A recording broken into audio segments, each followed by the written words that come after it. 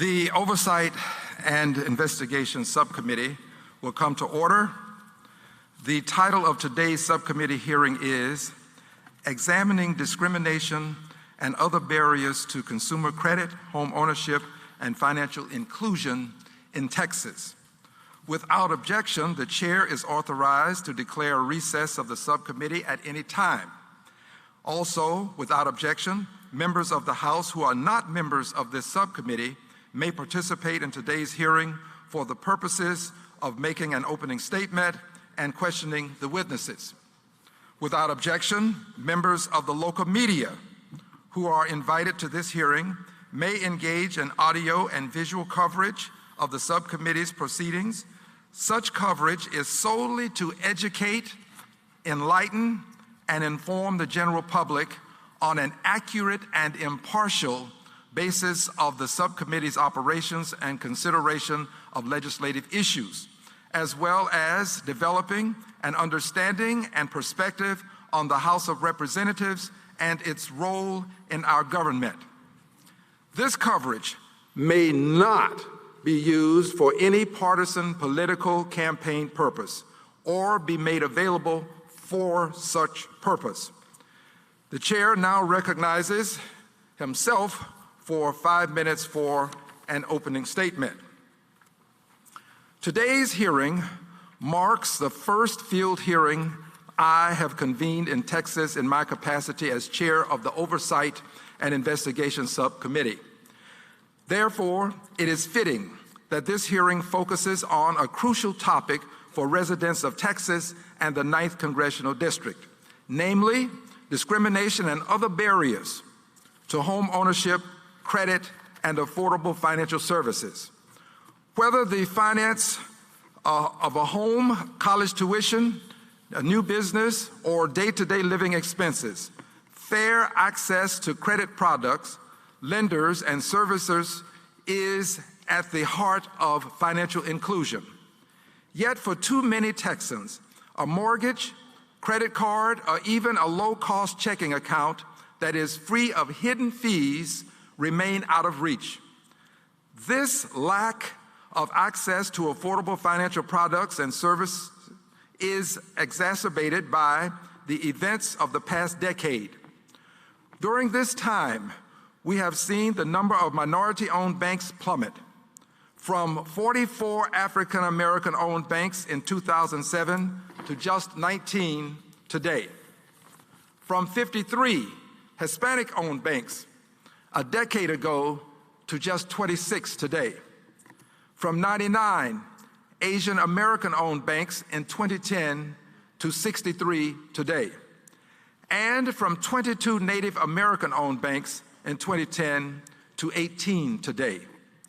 Over this same period of time, the banking industry overall has witnessed a massive and continuing consolidation, such that today just 8 mega banks hold fully half of all banking assets in America. Some things bear repeating. 8 mega banks hold fully half of all banking assets in America.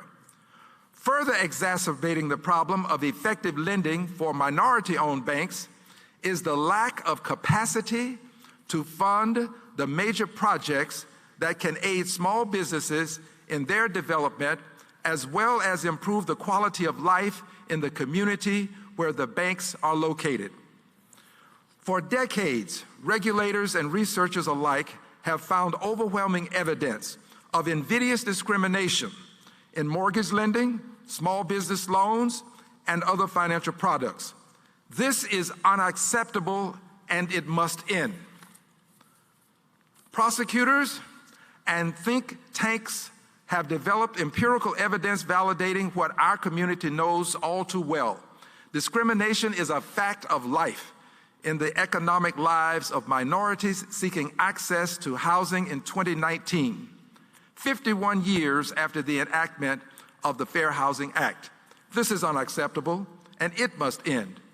Today in 2019, 41 years since the Community Reinvestment Act was enacted, new research released just this week reveals a pattern of disinvestment discouragement, and inequitable treatment of Black and Hispanic-owned businesses, a pattern spanning the period from 2008 to 2016.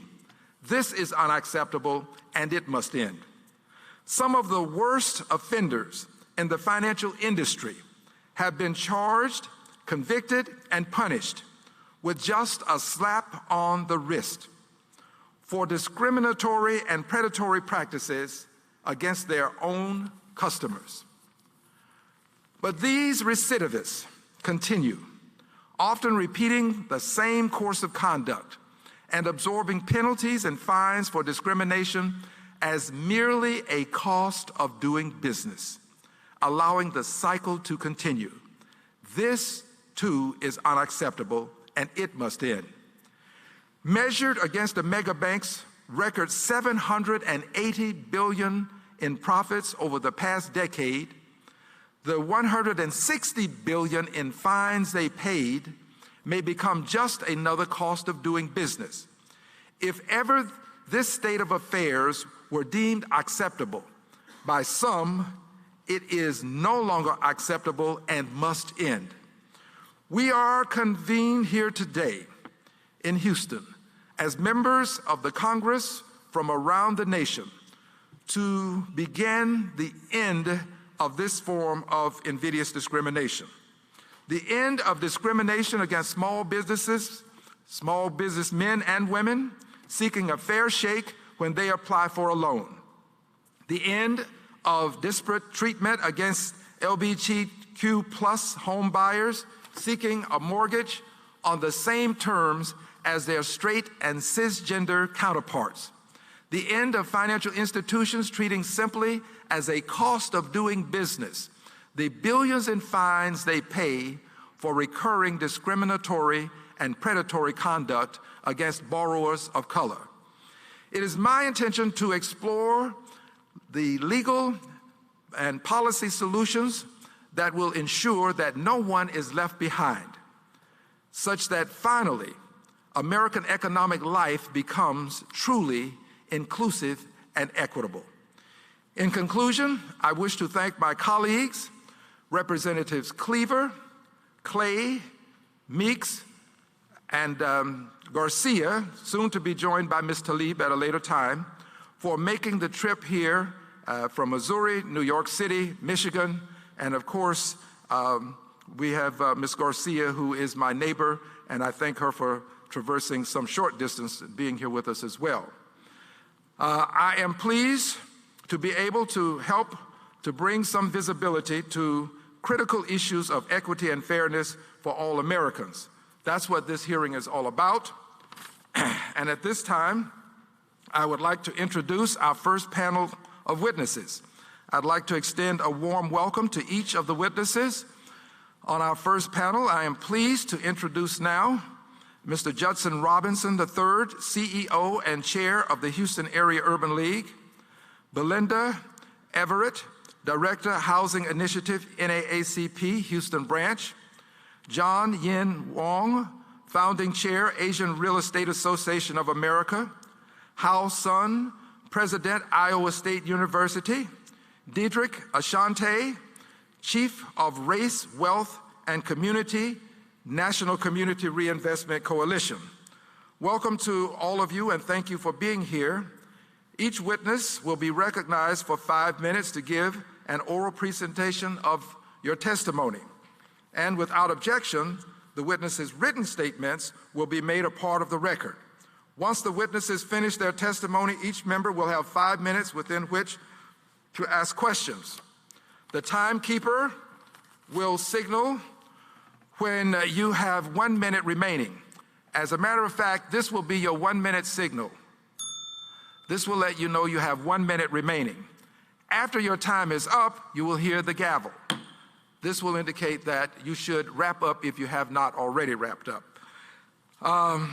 With the witnesses, we will now begin with Mr. Judson Robinson.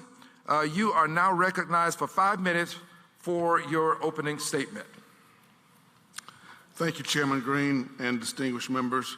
of the committee for allowing me to testify about discrimination and other barriers to consumer credit, homeownership, and financial inclusion in Texas. In addition to my current role as President and CEO of the Houston Area Urban League, I have the privilege of serving this community as a member of our City Council and as Vice Mayor Pro Tem. I have considerable insight into the barriers that prevent Houstonians from sharing in the great prosperity of our city. A longer version of my testimony has been submitted to the committee, which identifies sources of discrimination and barriers and suggests solutions. I will use my brief time, however, to highlight a few issues of particular concern. The mission of the Urban League is to enable African Americans and other underserved communities to secure economic self-reliance, parity, power, and civil rights. We help our constituents attain economic self-reliance through home ownership, job training, good jobs, entrepreneurship, and wealth accumulation. Our views and recommendations are based on decades of direct program experience in urban communities across the country and our historic role in documenting and fashioning remedies to address our nation's long and unfortunate history of discrimination against communities of color. The subject of today's hearing falls squarely within the mission of our organization, both nationally and here in Texas. There is a serious lack of access to affordable credit in communities of color. In the 2008 financial crisis, during which Americans lost more than $19 trillion in household wealth, impacted minorities disproportionately. Perverse incentives in the secondary mortgage market drove unscrupulous brokers and loan officers to target otherwise creditworthy borrowers in communities of color with abusive and predatory loans. The result of targeting minority borrowers with predatory mortgage products in effect set these same borrowers to be disproportionately affected when the housing market crashed. African Americans and Latinx borrowers were much more likely to receive high-interest subprime loans and loans with features that are associated with higher foreclosures. The lingering effects of communities of color have been devastating. In Texas, low and middle-income families are having particular trouble finding affordable apartments to rent or houses for which they can secure a mortgage. Houston has among the nation's most extreme income gap between renters and homeowners. A typical renter's income of $39,500 is 64% of a typical homeowner's income of $61,470. The city's black home ownership is about 32%, far lower than before 2008 financial crisis. As in many cities, African Americans are more likely to lose their homes to foreclosure, and they continue to face barriers accessing credit today. Houston residents are also facing the economic hardships brought about by Hurricane Harvey, which increased demand for homes and helped push up real estate prices. Redlining remains a serious problem. In 1977, Congress passed the Community Reinvestment Act because of concerns that federally insured banking institutions were not making enough credit available in the communities they serve. Disinvestment practices allowed depository institutions to accept deposits from African Americans in the inner city and reinvest them in more affluent suburban areas. Redlining prevented African Americans and others from securing affordable homes and mortgages in decent neighborhoods and purposely segregated communities. Segregated into slums, African Americans were concentrated in poverty by intentional discriminatory policies. They were denied credit to purchase homes, start small businesses, and to meet everyday living expenses. Blight, crime, and decreased property values resulted. Cities were left behind with no adequate tax base for basic services, accelerating community deterioration. To be clear, the CRA is one of the most important civil rights and economic justice laws of the 20th century. In the 21st century, however, the law is in dire need of reform. CRA-regulated institutions have not met the needs of the community, allowing an array of non-banks to enter the marketplace, many of whom provide high-cost, often predatory products. Simply put, CRA can and must do more. Housing segregation reinforces racism and diminishes us as a nation. Under pressure from the insurance industry, the Department of Housing and Urban Development has proposed weakening the regulation of disparate impact claims under the Fair Housing Act. If this rule becomes final, victims of housing discrimination will have very limited judicial remedies. Their access to the courts will be all but gutted. I'll skip to public housing. The 1.1 million housing units operated by public housing nationwide are in need of repair and modernization. funding to address necessary maintenance repairs at public housing associations, generally under the purview of Congress through the Public Housing Capital Fund, which aims to help PHAs maintain their operations and address any backlog in capital repairs. However, this program is severely underfunded. Thank you for your testimony, Mr. Robinson. Ms. Everett, you are now recognized for 5 minutes. Thank you for allowing me to serve on this panel, as well as I am very appreciative to serve on the nation's largest and oldest civil rights organization. A pivotal component to the challenge to increase African American home ownership has been and continues to be access to credit, specifically residential home mortgages. Home ownership is the most significant factor contributing to the disparate gap in wealth between whites and minorities. A study by Brandeis University reveals that years of home ownership, not just home ownership, is the driving force at the core of the gap. Housing, lending, and insurance markets have served as the bastions of overt discrimination through residential segregation. The dual credit markets in the United States make it easy for mainstream lenders to ignore and avoid minority and low to moderate income communities, but provide easy access for payday loan stores, pawn shops, and hard money lenders with their specialized products designed to drain the life's blood from many communities of color. Drive through many of Houston's historic minority communities and see a plethora of fast money resources with high interest rates and easy payroll deduction repayment structures. Most payday lenders enjoy a 400% interest on loan amounts from $50 to $500. This is the level of credit that is readily available to Houston's minority population. Since 2007, African American home ownership has experienced the most dramatic decline of any racial or ethnic group. African American home ownership declined 5% in the past 10 years, while Caucasian, Asian, and Hispanic ownership declined by only 1%. Researching the most recently published HMDA data for the Houston Woodlands Sugarland MSA, these numbers are supported by an alarming ongoing trend in mortgage origination. Of less than 5,000 applications, conventional mortgage loans originated in the entire Houston MSA, 2,921 loans for a 58% approval rate was what was realized in Houston. The Hispanic Americans in this great city originated 13,000 applications and had a 54% approval rate for 7,000 loans. That is contrasted by 52,346 applications for white or Caucasian Americans with a 1% approval rate for 37,000 loans. The statistics reveal a systemic and pervasive discriminatory system at work. According to the City of Houston, the demographic makeup of the Houston MSA is 25% white, 22% Black or African American, 45% Hispanic American, 7% Asian American, and 1% other or mixed race. Whites are provided home ownership opportunities 10 times that of African Americans and 4 times that of Hispanic Americans. But one of the most important steps in stabilizing and expanding sustainable homeownership within minority communities is to expand their access to credit. We need to have a greater focus on consumer education and housing education related to building credit and using low down payment and down payment assistance programs. More than 70% of all adults are unaware that down payment assistance exists and that 87% of all homes sold in the United States qualify for down payment assistance.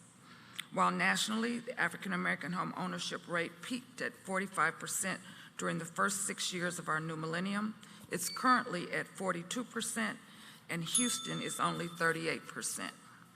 However, in celebration of the 100-year anniversary of the NAACP, we developed and introduced a housing initiative, Homes for Houston, featuring a home buyer education program to address the rapid decline in minority home ownership. The Homebuyer Education Program took a comprehensive approach to educating consumers on every aspect of the home acquisition process, from learning financial and credit management to understanding sales contracts, appraisals, and title work. The curriculum provides a common-sense, comprehensive education for consumers. Additionally, the 7-module course includes a detailed module on down payment assistance programs. In its inaugural year, over 230 people completed the program, with 22 new homeowners for $3.8 million in the first 6 months, and by the year end, we had an additional 50 people in process for $12 million in new mortgages. Education and access to resources are the key, but a partnership and alliance with financial services community is the driving factor to the success of our program. Meeting people where they are and providing true investment in the community by investing in its people is the solution to increasing and sustaining minority home ownership. Thank you for your testimony, Ms. Everett. Mr. Wong, you are now recognized for 5 minutes. Chairman Green, members of the Oversight and Investigation Subcommittee, and those of us in the audience, I thank you all for the opportunity to speak on behalf of the Asian Real Estate Association of America, AREA, and the Asian American and Pacific Islander, AAPI, communities whom its members serve. AREA represents over 17,000 real estate and mortgage professionals from across the country. AREA is the largest AAPI professional association in the United States and is comprised of professionals who work directly with AAPI families in the real estate and mortgage lending markets. On a daily basis, AREA's members work with clients who experience discrimination and barriers in their quest to achieve the American dream of homeownership. It is on their behalf that I rise before you to testify. HMDA data shows that Asian American mortgage applicants face the highest proportional denial rates due to incomplete applications. These incomplete applications result from hurdles and barriers faced by AAPI applicants. One such barrier is language comfort. AREA's 2019 State of Asia America report declares that the AAPI community is linguistically diverse and vibrant. 77% of AAPI families responded that they speak a language other than or in addition to English at home. 19% said they spoke English well, but not very well. 12% stated they did not speak English well, and 4% do not speak English at all. To address this reality, AREA actively advocates for inserting an information gathering language question on the Uniform Residential Loan Application, the IRLA form. AREA was pleased that the Federal Housing Finance Agency, FHFA, originally agreed to the inclusion of this language preference question for borrowers. AREA regrets that the inclusion of this question has now been reversed and will continue to work on language access to strengthen the understanding for AAPI communities. AREA is an active member of the Language Access Working Group formed jointly by FHFA, Fannie Mae, and Freddie Mac to improve the ability of mortgage-ready but limited English proficiency borrowers to understand and participate in all facets of the mortgage life cycle. AREA fully supports development of an online library with standardized definitions of mortgage terms in multiple languages. This library brings consistency to the understanding and definitions that consumers, industry professionals, and regulators have for the terms used in the loan application. The library is currently available for Spanish translation at the FHFA website. The Asian languages to be included are Chinese, Vietnamese, Korean, and Tagalog. Chinese and Vietnamese are scheduled to become active on the website this year. AREA urges that this FHFA, Fannie Mae, Freddie Mac plan continue. The evaluation methodology for credit worthiness is a second major hurdle for AAPI borrowers. Many Asian American Pacific Islanders, especially foreign-born immigrants, come from cultures in which taking debt is rare or frowned upon.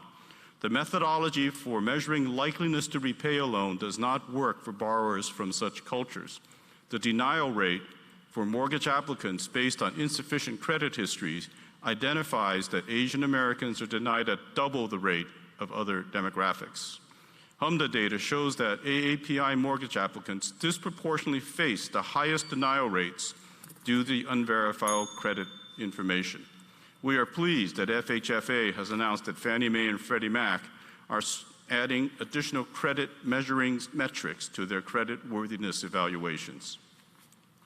The Asian Real Estate Association of Americas believes in a housing market that is freed from discrimination for all participants.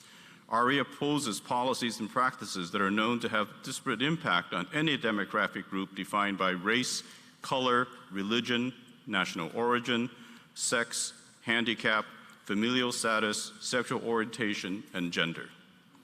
There's a fairness component in RE's goals and actions to evolve. The Federal Reserve 2018 Survey of Consumer Finances reports that families who own their homes have an average net worth of $231,400 when compared to the $5,200 average net worth of families who rent. This is a 44% differential.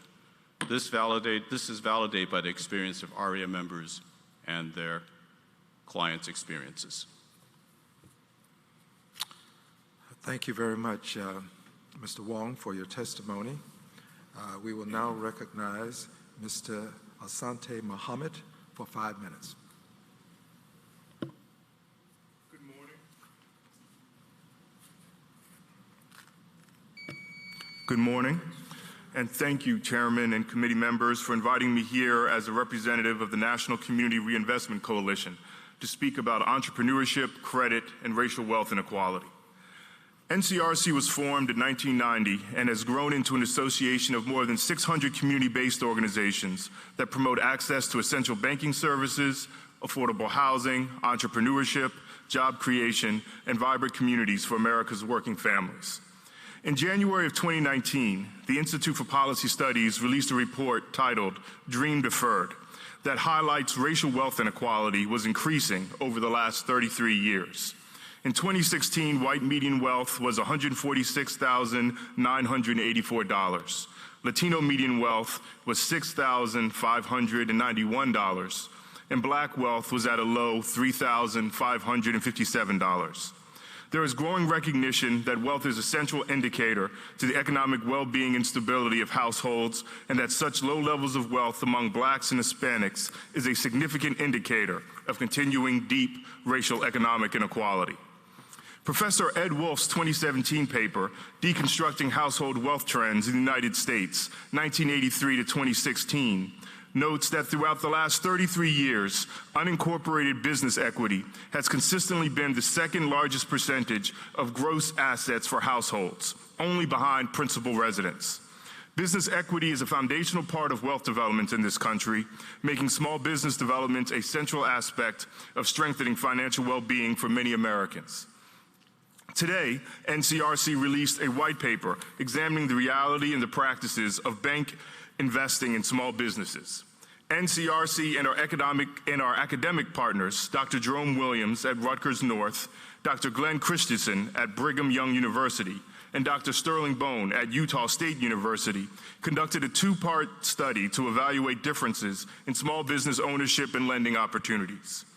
In one section, NCRC analyzed small business ownership and lending at the national and metropolitan level in 7 cities using data from the federal government. The 7 areas we examined are Atlanta, Houston, Los Angeles, Milwaukee, the 5 boroughs of New York City, Philadelphia, and Washington, D.C. Next, NCRC and our partners conducted a series of mystery shopping tests of banks to evaluate the customer service experience of prospective borrowers of different races and ethnicities in the Los Angeles metropolitan area. The title of our paper, Disinvestment, Discouragement, and Disparity in Small Business Lending, speaks to much of what we found in our research. Our paper highlights there are tremendous gaps in Black and Hispanic business ownership relative to their population size. Although 12.6% of the U.S. population is Black, only 9.5% of African Americans are business owners, and only 2.1% of businesses with employees are Black-owned.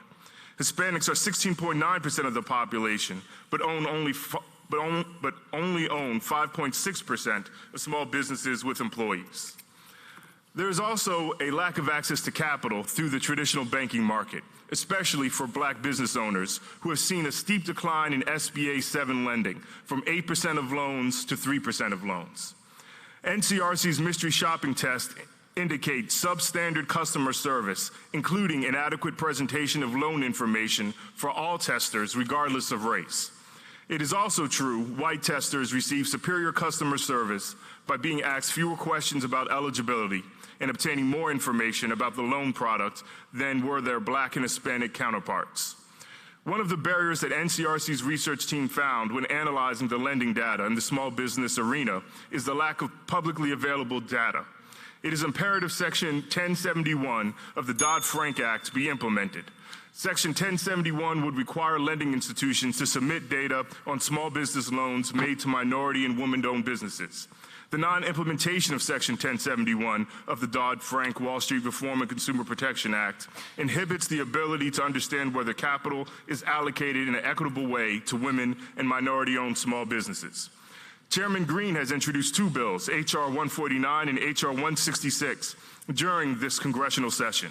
Both bills would strengthen fair housing and fair lending laws by increasing the support for testing at both HUD and the Consumer Financial Protection Bureau, allowing for more in-depth analysis of the investment in capital that becomes the basis of financial security for so many American households. Thank you, Chairman Green, for the opportunity to highlight our research in the small business arena. Thank you, Professor. At this time, we will hear from Professor Sun for 5 minutes.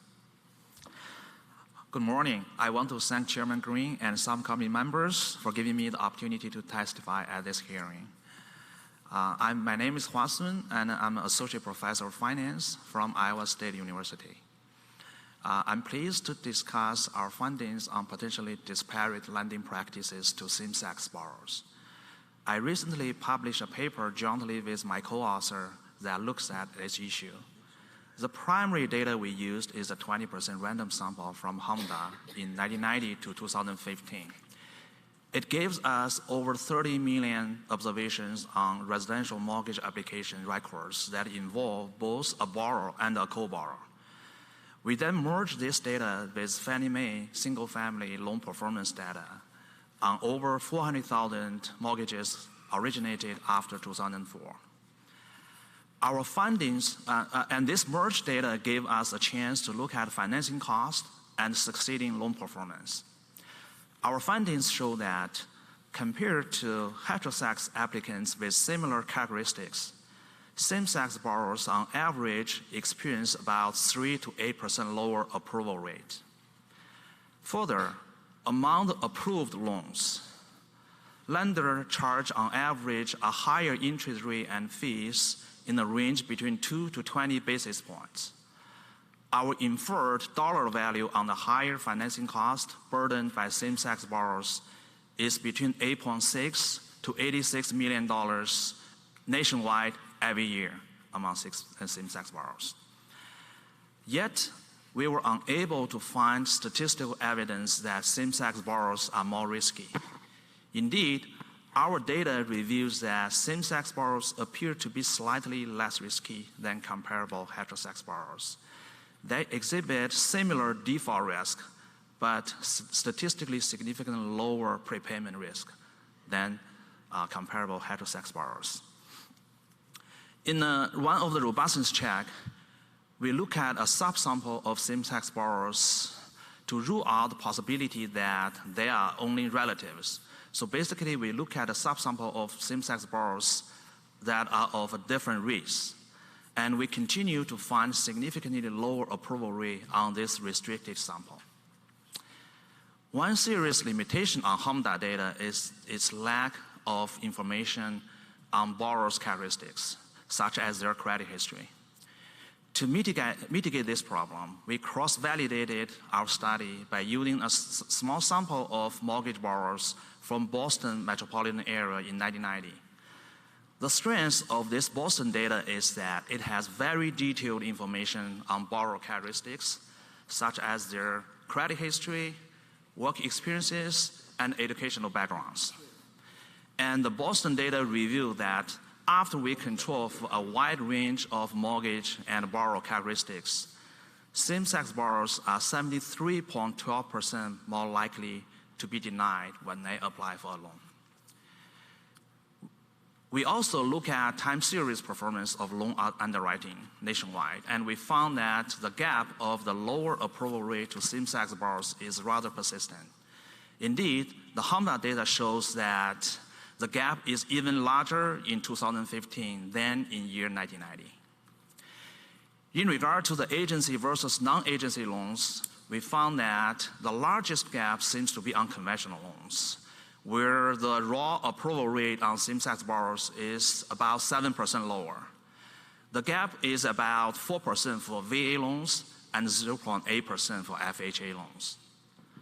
To summarize, our findings document some significant statistically and economically significant findings on adverse lending outcomes to same-sex borrowers.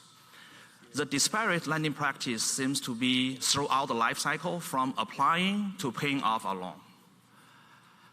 Given the fact that the current credit protection laws such as Fair Housing Act and Equal Credit Opportunity Act do not explicitly list sexual orientation as a protected class, it is my wish that our study and this testimony will help initiate a constructive discussion on the need and the means to provide better protection to same-sex borrowers.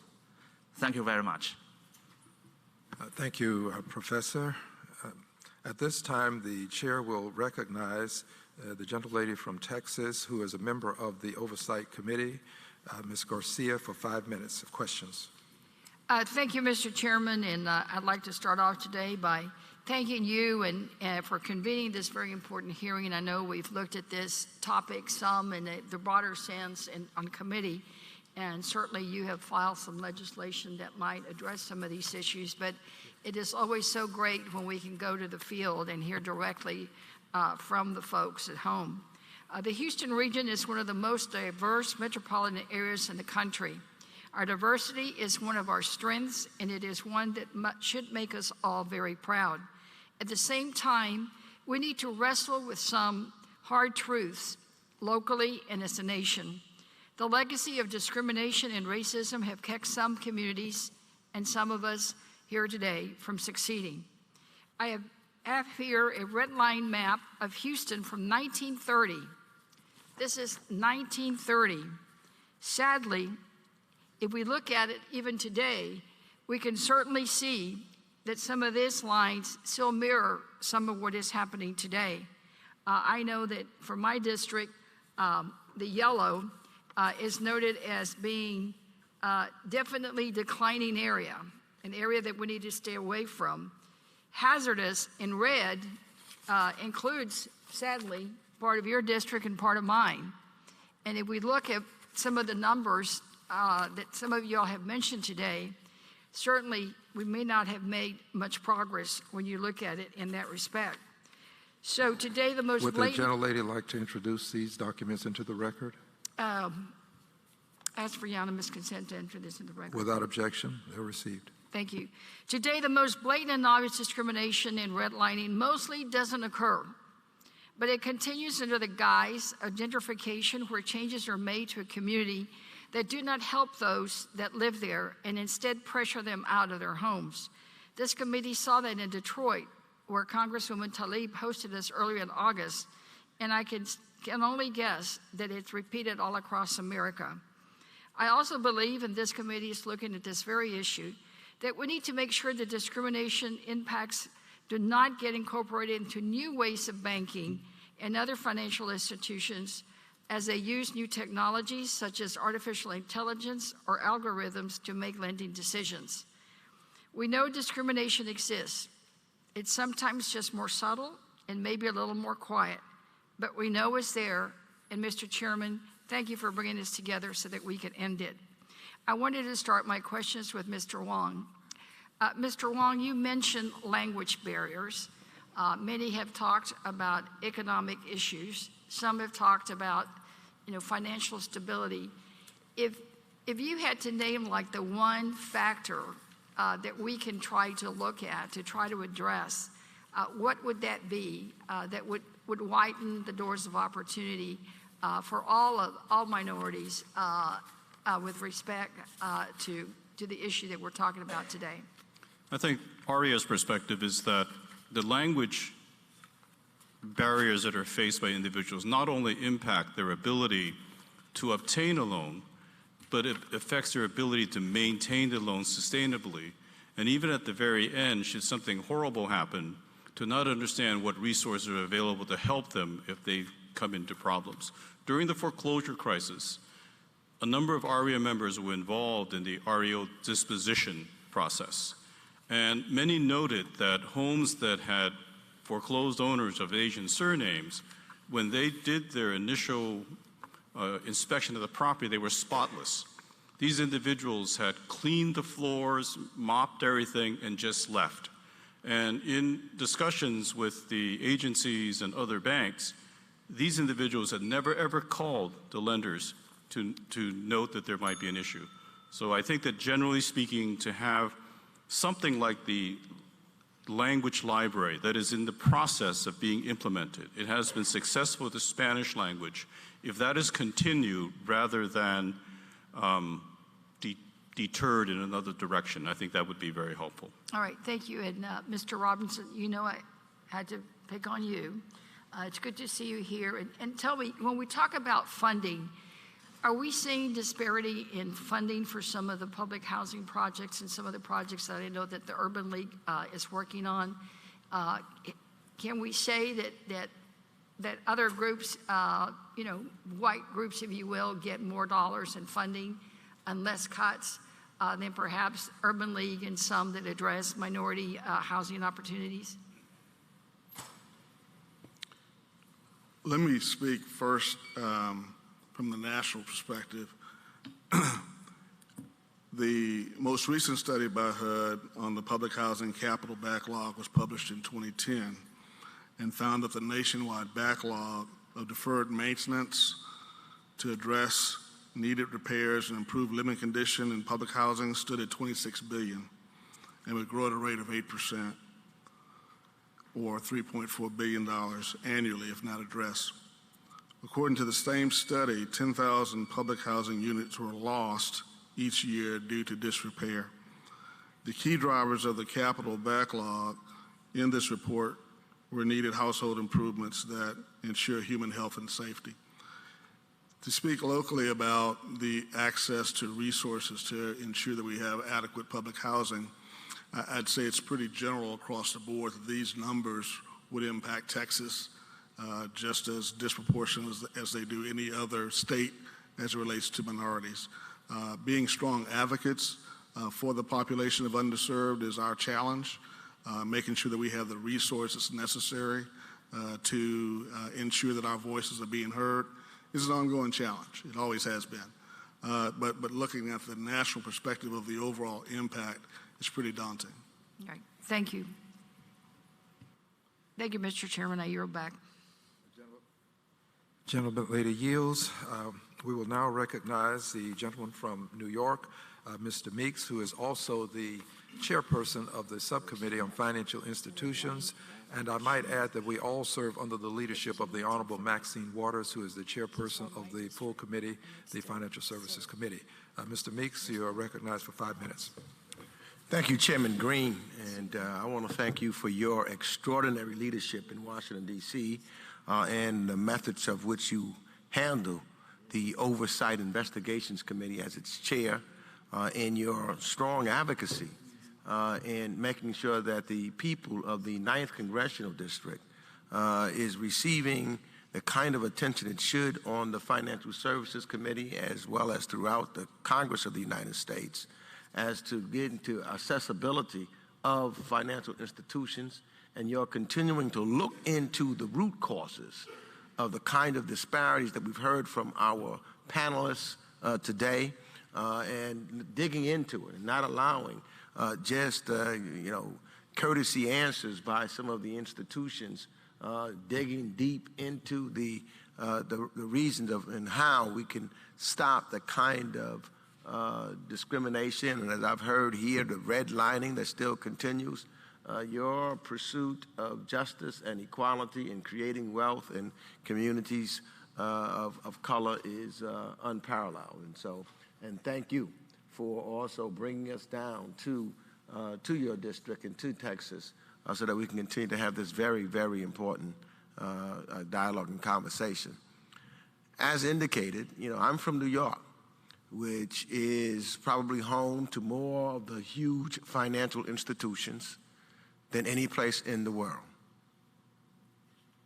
And they have a great deal of wealth. Yet we are seeing the disparities between the haves and the have-nots in this country like never before. And the one aspect, the one way that we saw particularly in African American and Hispanic and Asian communities that you could start closing that wealth gap is two ways. One, home ownership, which after 2008 was devastating. Two, as Mr. Asante Muhammad has said, ownership of your business, equity ownership. And both of those things recently we've begun to lose.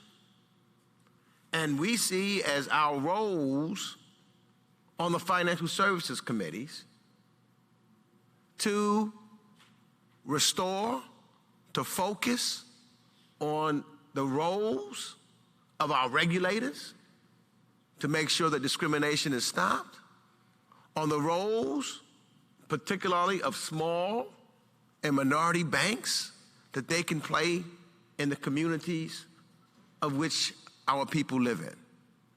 For indeed, when I think about 2008 in my district, I'm sure is no different than Houston, we suffered the greatest amount of home ownership lost of anybody in New York City. Yet it was not the cause of the problem was not the small and minority banks. They were not the ones that were giving out the exotic mortgages. They were not the ones that were giving out the no-document loans. They were not the ones that were giving out the adjustable rate mortgages that they knew people could not pay for after 2 or 3 years. So we're focused now on trying to make sure that we remedy those scenarios. We're coming up, Mr. Robinson, as you indicated, we're looking at now how do we bring a revised and new and energized CRA so that we can begin to level the playing field. So I'll ask you the first question, Mr. Robinson, because we're talking to the OCC and the FDIC and the Fed about CRA. And given technology today and how people are involved, what do you see? What would you suggest that we look at and focus on our committee to make sure that they're an integral part of correcting and moving forward with CRA?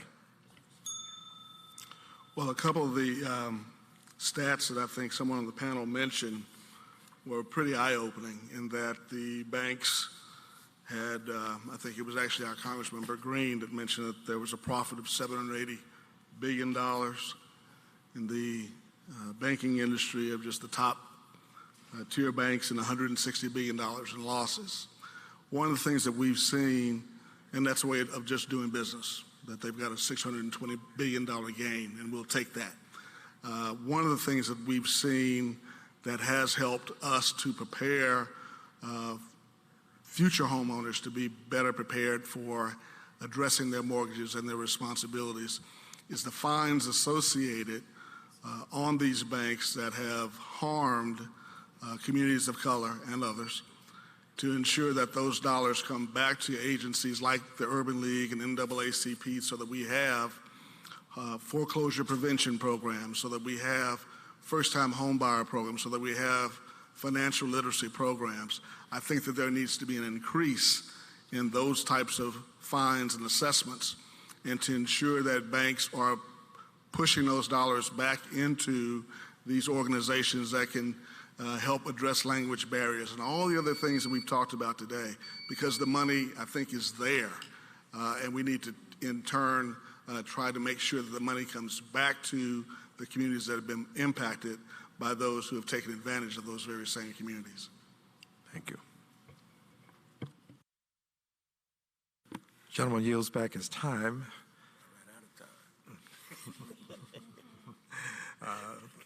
At this time, a brief announcement. This is a part one of a two-part process. We will convene again in New York in the 5th Congressional District, which is Mr. Meek's district, for a continuation of this process because we are trying to develop legislation, and we believe that Mr. Meeks will provide us with the additional intelligence necessary to have efficacious legislation developed. With this said, we will now hear from the gentleman from Missouri for 5 minutes. He is also the chairperson of the Subcommittee on International Development. Mr. Cleaver. Thank you, Mr. Chairman. Mr. Asante Mohammed and Dr. Wong, it is counterintuitive, but when you look at the stock market exploding in growth and at the same time look at or listen to all of the proclamations about how great the economy in the United States is going, but when you look at the low-income Americans, their lives are not being impacted. I think only about half of the country is involved in the stock markets anyway. And so the government needs, from my perspective, needs to do something, and I'd like to find out what you think we can do. I know CRA has been something that we've all talked about, and as odd as it may seem, in the 1930s, Congress actually created an agency to discourage banks from providing loans in what they consider to be hazardous neighborhoods. I mean, the antithesis of the CRA. But with the CRA, something has to be done, I think, and I'm interested in your response because, you know, a bank, for example, can invest in a CRA area and still not help poor folk because they can make investments in or provide loans to people in that area who would get a loan anywhere in town.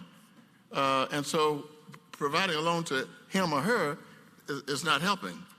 And they can then still claim CRA credit. What do you think we can do? Yes, please. Thank you. I think the intention of the Community Reinvestment Act is to support those communities that are underserved is a appropriate origination of the concept. And in recognition of the need to revise and revitalize it today, one of the causes for that, from my understanding, is because there are now artificial intelligence metrics and stuff that can be used in some ways to disguise the penetration and use of such products. My personal perspective, and this is not an ARIA perspective, but I am from the San Francisco Bay Area and am familiar with many of the technology firms that are in Silicon Valley down the road. ARIA also works closely with institutions and academics from across Asia in its real estate work, but also look at this. And I think that the important thing is that because the data is available, we can actually identify true impact, both in the communities it reach, the individuals it reach, and also to determine their performance. Right now, when you look at individuals and who use payment that's online or use these apps, you have a deeper sense of how they are living their lives as it relates to use of credit. And so that if CRA, as it's built forward, manages to take in just not the large traditional financial institutions, but broader ways that people are accessing credit, but also require that, in fact, the data that comes from there, so that we can see in a very rapid, you don't have to wait 5 years to get data to see how it's going, then, in fact, is to allow the regulators to make adjustments that are based on data rather just on positioning innuendo. So that's a personal perspective, and I sense that, and you mentioned that you have some international oversight, regardless of what one believes of activities in other countries, and it's clear from my American perspective that the privacy laws in China are not what we are comfortable with here. The data and the methodology is being developed to understand more personally how products are penetrating into the market and what the response is. So I think that's a way to, in fact, eventually become demographic blind to see how things really work, but then you can help those who are underserved better. Thank you. Mr. Sanjay Mohammed. Yes, I mean, one thing I would note is, again, we do think it's very important that HUD, firmly enforce disparate impacts rule, and I think things like the disparate impacts rule is essential to make sure the CRA lives up to its promise. I think we also have to have much more fine-tuned measurements of what we're trying to achieve. Even in the negotiation of CRA, there was a limited focus on income, a limited focus on not getting racial data. I think a racial wealth divide analysis is essential because, as you noted, investing in a low-income area but making most of that investment with high-income businesses is very limiting in the impact and the development it's occurring. So we must have a much more clear racial wealth divide analysis of who are these funds going toward, and making sure that there is a positive impact on the community as a whole. Because we're seeing for the last 30 years a regression of investments, but the lower income, even median income communities aren't benefiting. And actually, I think even for African Americans and Latinos, even high income African American Latinos who are very low wealth are not seeing the benefits that other communities are seeing. Thank you. The gentleman's time has expired. At this time, the chair recognizes himself for 5 minutes. Ms. Everett and Mr. Robinson, quickly, if you would, give some intelligence on this question related to small businesses not getting loans in certain areas. In Houston, the intelligence that I've been afforded indicates that small businesses loan mostly go to upper income areas at a rate of about 49%, with just 5% going to low income areas, 19% to moderate income areas, and 27% to middle income areas. Now, for edification purposes, all of these persons who ask for small business loans have to qualify to the same extent. So the question becomes, why is it that they can go in certain areas but not in other areas? I'll start with you, Ms. Everett, and then Mr. Robinson. And if you can be as terse as possible, I have another question. Thank you, Congressman Green. One of the key indicators, or I should say qualifiers, for small business is a consideration of the applicant's assets. And this goes back to the home ownership and how important it is. When you apply for a small business loan, they're looking at your overall assets, and if you have none, if you don't own a home, you don't have the collateral. So I think when you try to look at or understand the lack of availability for small business owners in certain census tracts, unless the financial institution is incented by some program or some guarantee, they're less inclined to take a chance on a unsecured loan or an unsecured business loan. The other thing that I also find when they talk about CRA, when we were vetting financial institutions for the housing initiative, I was quite frankly very surprised to learn how many institutions actually meet their CRA requirement through the secondary market. So they'll buy pools of loans to artificially inflate their CRA numbers, which will give the impression that they are reaching into certain census tracts and certain communities, but it's not through organic origination, it's through secondary marketing. Mr. Robinson, would you comment quickly, please? I'd have to agree that having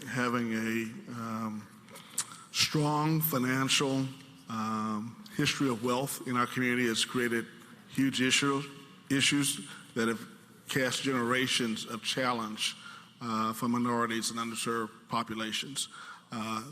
Lack of inheritance, lack of just a strong credit, lack of just the resources necessary within your own local family band, as in addition to all the traditional resources that people typically see as avenues for opportunity, is lacking in our community. And that will only be built through opportunities that you all can help to generate successful avenues towards changing that direction. The other thing that we typically see, especially on the entrepreneurship side, is access to angel funds, access to access to capital is a huge challenge in our communities. Now, be that a racial matter, I think that there's some legacy of traditional comfort levels with certain populations that does not extend to the people that we try to do business with. Thank you. I'd like to go to Mr. Sante Mohammed. Mr. Sante Mohammed, pairing and testing. First explain the process, and then explain, if you would, how these two pieces of legislation, H.R. 149, the Housing Fairness Act, and H.R. 166, the Fair Lending for All Act, how they can benefit from this testing and how these two bills can benefit the public.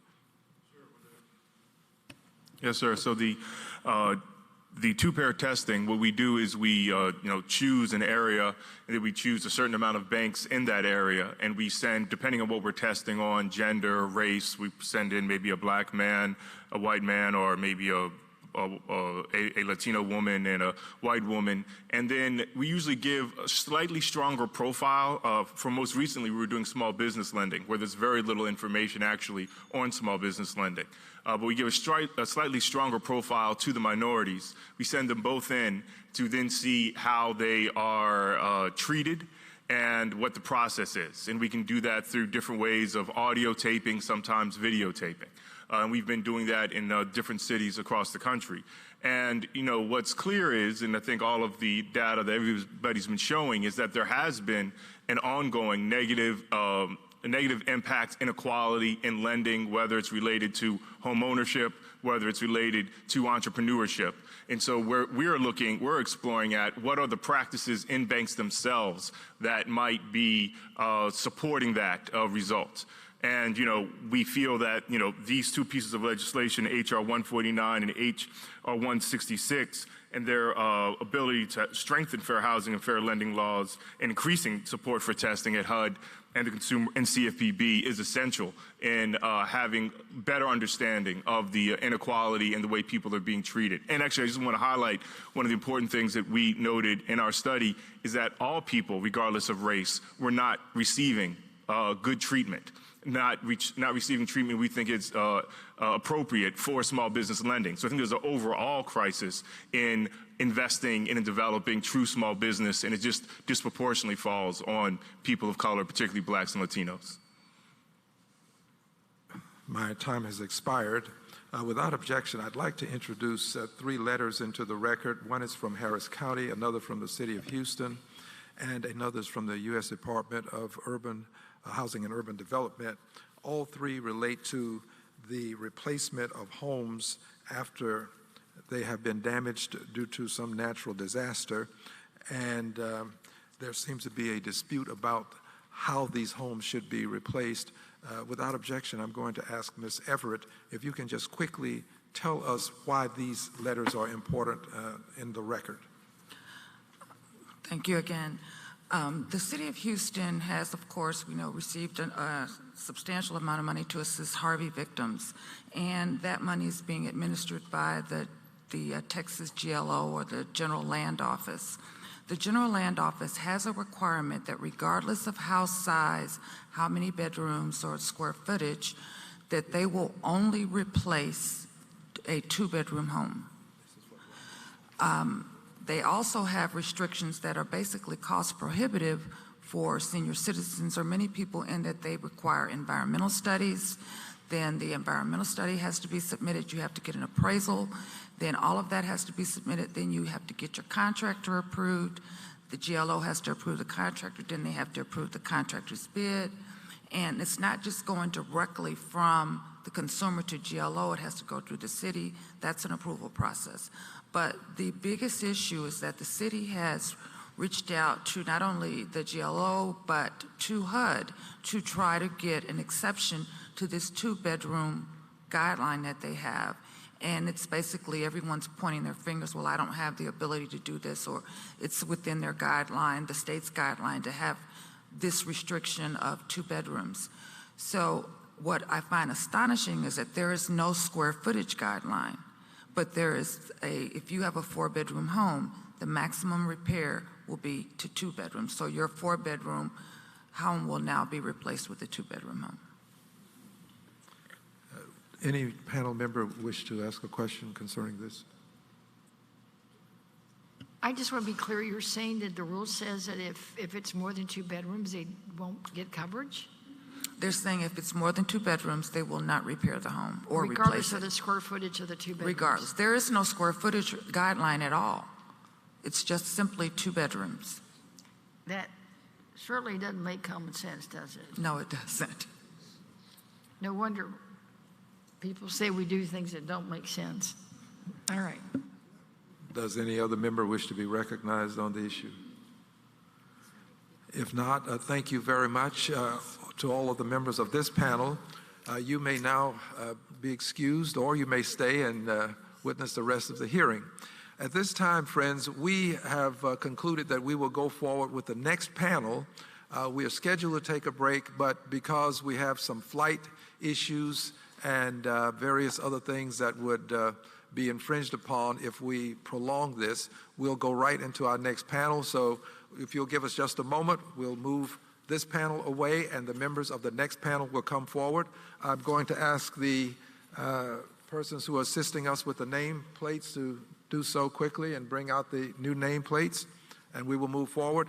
And if you can, friends, stay. This is going to be an exciting panel.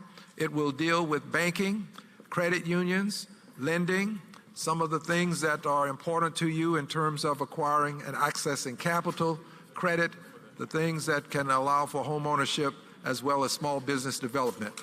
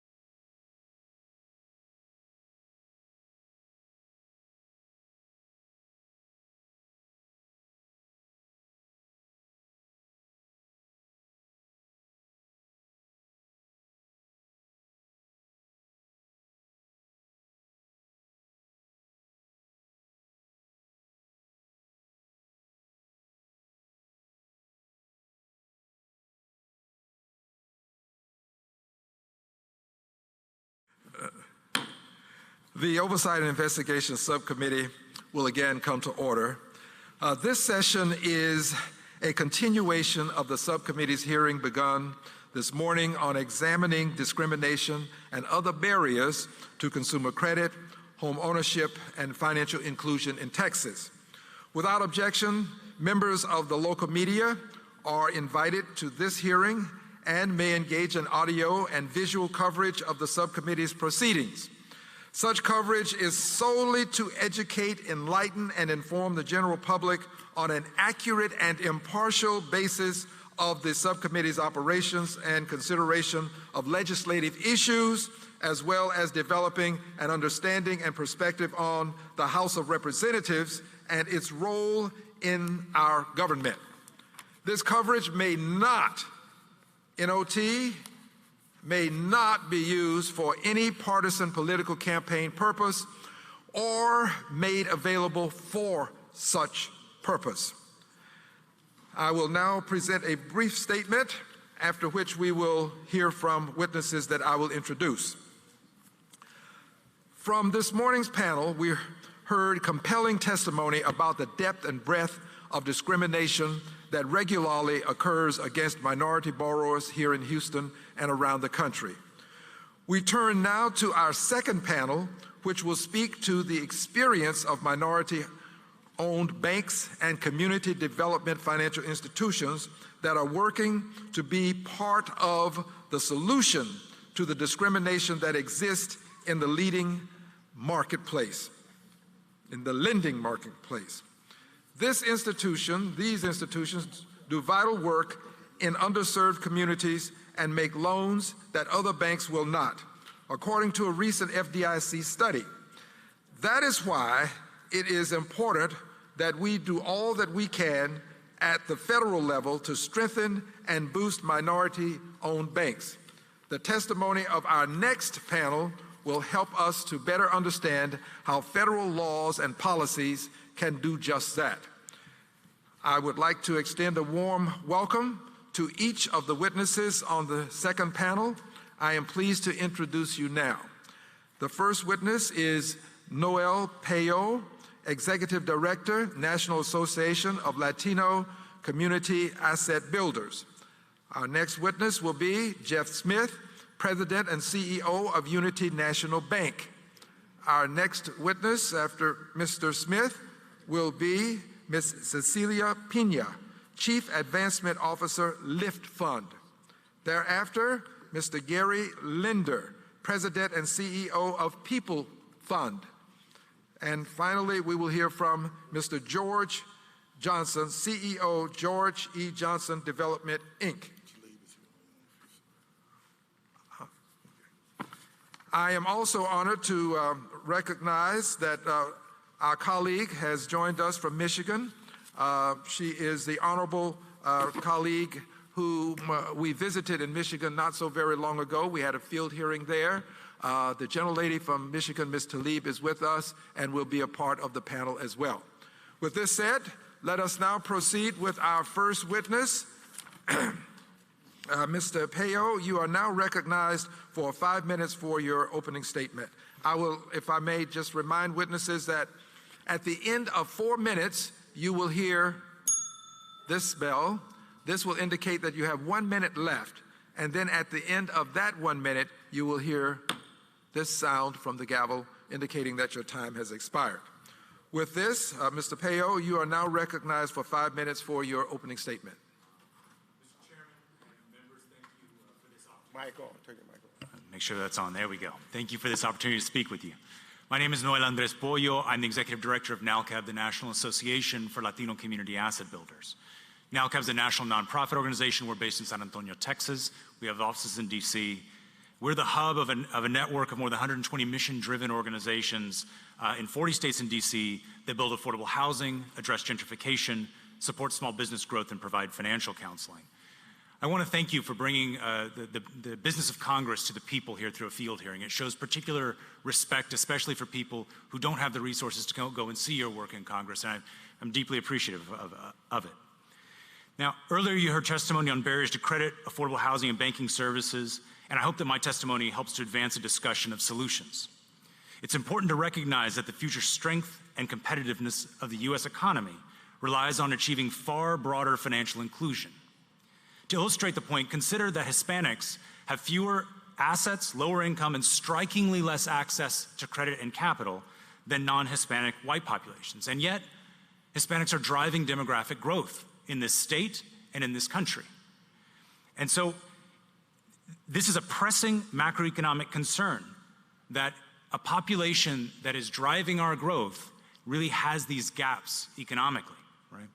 And this is the same reality for African Americans, significant segments of the Asian Pacific American population. For many rural communities, there is the same gap. This is not a Latino thing, this is not a rural white thing, this is not an African American thing, this is a future of the US economy thing, right? And so I'll say it again, that the future strength and competitiveness of the United States of America relies on us achieving far broader financial inclusion. And we're all in this together. And the good thing is that our communities, our diverse communities, are a good investment. So advancing financial inclusion requires two equally important things: fair access to capital and credit, and then the capacity to use that capital and credit to build assets. Some people in our economy have the fortune of relatively easy access to fair capital and credit. And those people buy homes and start businesses and build assets, and that's good for our economy. And imagine how much better it would be for our economy if everyone shared in that privilege.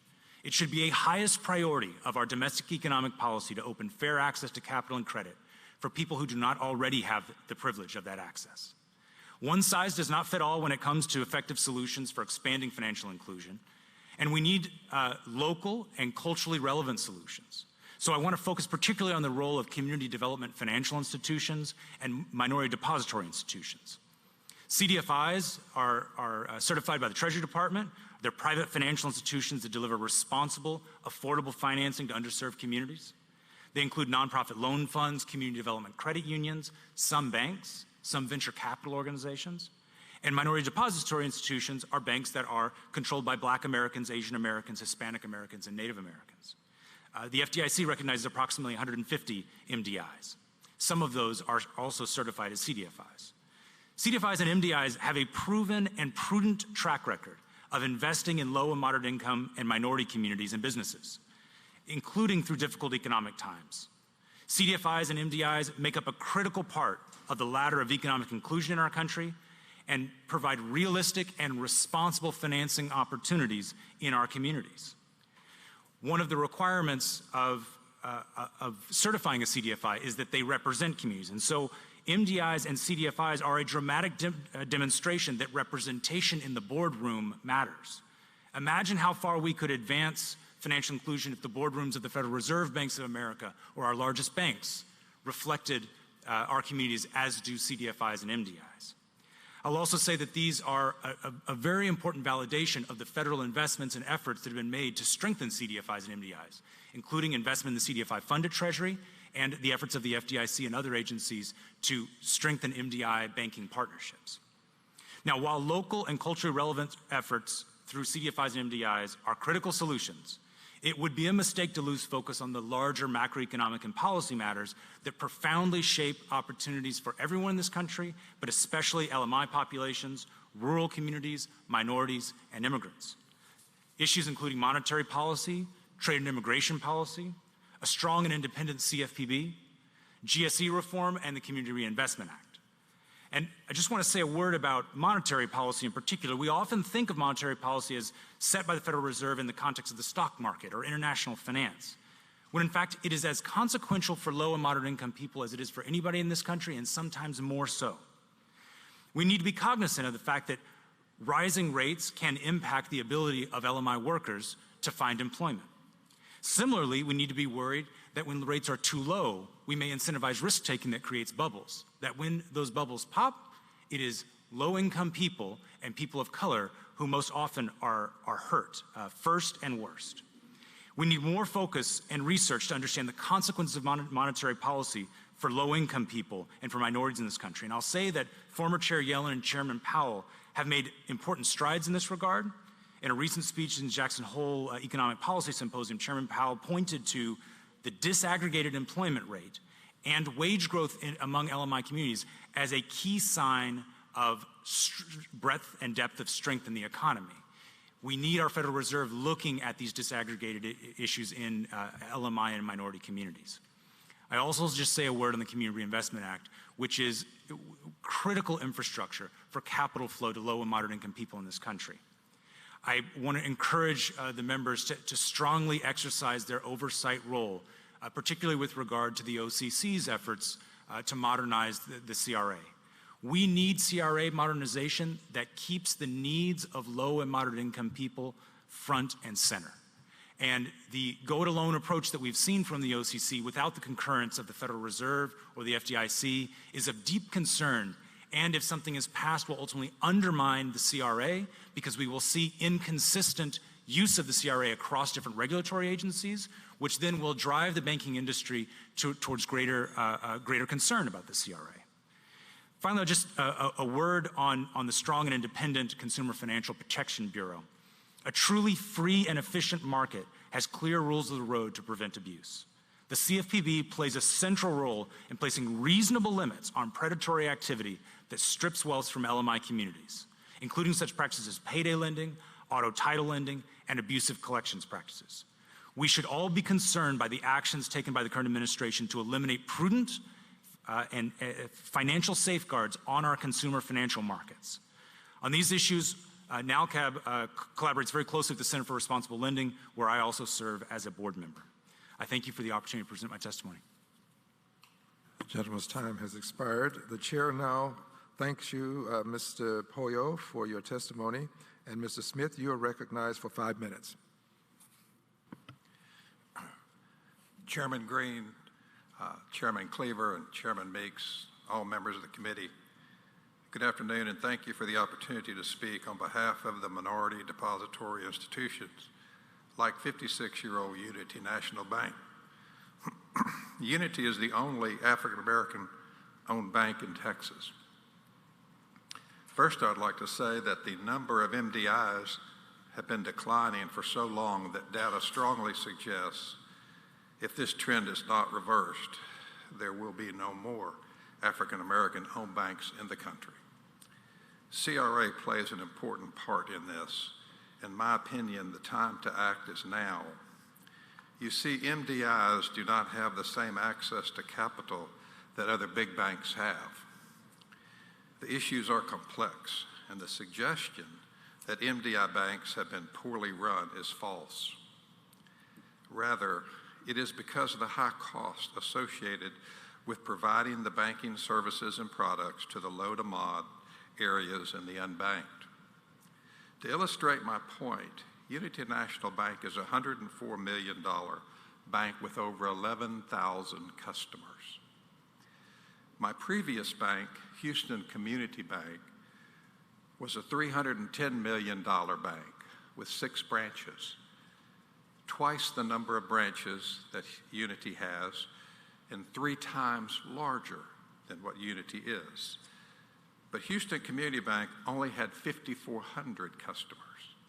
This was a bank that was making $4.9 million a year in profit. Even a $1 billion bank in Houston, Texas today is likely to have 10,000 customers or less. Unity operational costs are many times greater, and thus across banking lines, whether you're talking about IT costs, customer service, operational or administrative costs, they're 3 to 5 times that of banks that are 10 times larger than Unity. CRA has a role to play here. The flexibility of CRA can be its strength, but also its main weakness. Larger banks want to comply with CRA because they have to, but they want to do it as minimally as possible. They're charged to be profitable to their shareholders. So as a result, we end up with low-hanging fruit. In my entire 40-plus years, I have been president and CEO for the past 20 years at the state and national level. I know what goes on with the CRA regs in the boardrooms and at the executive suite. I know how to navigate the regs, and I see my brethren doing it today. The low-hanging fruit opportunities will always be the ones picked, whether that includes a $249,000 deposit, which is a liability to the MDI, or a legal limit participation loan with a prime rate, or mentoring. These are all easy for the big banks. They have little expense associated with them, and what I think we need to do is to incentivize the big banks to do more and to consider other ways in utilizing CRA. More meaningful examples of how to help the MDIs would include specific CRA credits to a big bank by purchasing the preferred stock of the MDI. This additional capital could be used to grow the asset size of the MDI, expand products and services, assist in specific programs designed by the MDI to help its customers break away from high-interest payday loans, non-bank small business loans, check cashing fees. The big banks would carry the MDI preferred shares as an asset on their balance sheet, and it's even possible that the preferred shares would pay a dividend. Let me close by saying MDIs are not looking for a handout, rather a hand up. It's the MDIs who are the ones that are banking the low to mods while taking on the brunt of all the cost. But this is not a one-way street. This type of meaningful collaboration and partnership between the banks could result in a value ship proposition for both banks. MDIs can assist bigger banks in growing and understanding the robust market that the low to mods could offer. Thank you for your time, and I look forward to answering any questions. The gentleman's time has expired. Thank you, Mrs. Smith, for your testimony. Ms. Pena, you're now recognized for 5 minutes. Thank you, Chairman Green, and thank you to the committee for hosting us today. Good morning. My name is Selena Pena. I'm the Chief Advancement Officer at LaFund, a Texas-based community development financial institution serving 14 states in South Central U.S. Since 1994, our mission has been to level the financial playing field for entrepreneurs. During our 25 years, we've provided over $300 million in capital to over 20,000 entrepreneurs. In the greater Houston region, we've provided $54 million to 3,000 small business owners. Our direct business loans range from $500 to $500,000. We are also a partner with SBA on all of their small business lending products, including the SBA 504, the SBA 7A Community Advantage, and the SBA Microloan Program. We also partner with institutions to provide a pathway to financial inclusion. I'm taking some liberty to share some examples as it relates to our organization and partnerships. Our first relationship is with Woodforest National Bank, headquartered here in the Woodlands. They actually purchased the fund-generated loans. They've purchased a total of $9 million in loans over the past 2 years, on the average of $13,000 a loan. LaFund provides the loan to the client. Woodforest purchases the loans as it demonstrates the criteria of service and impact per CRA, and LaFund also continues to service the loan. We believe this is a win-win as it relates to serving, obviously, the populations that we think are deserving. We also partner with C-Note. It's a California-based B Corporation, and it's a unique online investment platform that focuses on social impact investing. LaFund currently has $4.7 million in investment that started this year, dedicated to serving minorities and women of color entrepreneurs. C-Note is a woman-owned firm where it's creating a space where investments can be made that create inclusivity with capital while providing a modest return on investment. We pride ourselves on successfully serving those traditionally left out of the economic mainstream. 38% of our borrowers are women, 85% are entrepreneurs of color, and over 36% are startups with less than 2 years in business.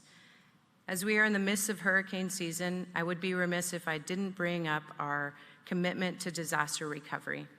LIF Fund clients and businesses along the Gulf Coast impacted by Hurricane Harvey have been served by our disaster relief loan program, thanks to investments by Goldman Sachs and JP Morgan Chase. Along with those two banks, Rebuild Texas and One Star Foundation provided operational funding and a guarantee fund as well.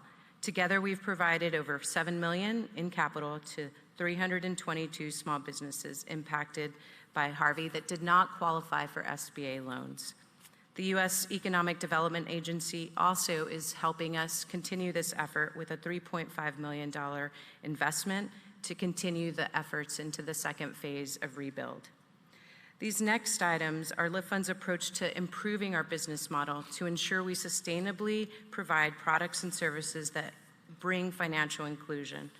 Our work requires us to raise debt to provide our financial solutions. That is the Community Loan Fund model. To change this model, we've created the Dreammakers Fund, a permanent revolving loan fund where local donors and investors can provide equity into a local fund dedicated to serving underbanked. Our goal is to create this fund and provide affordable capitals in cities like Houston, San Antonio, and Dallas.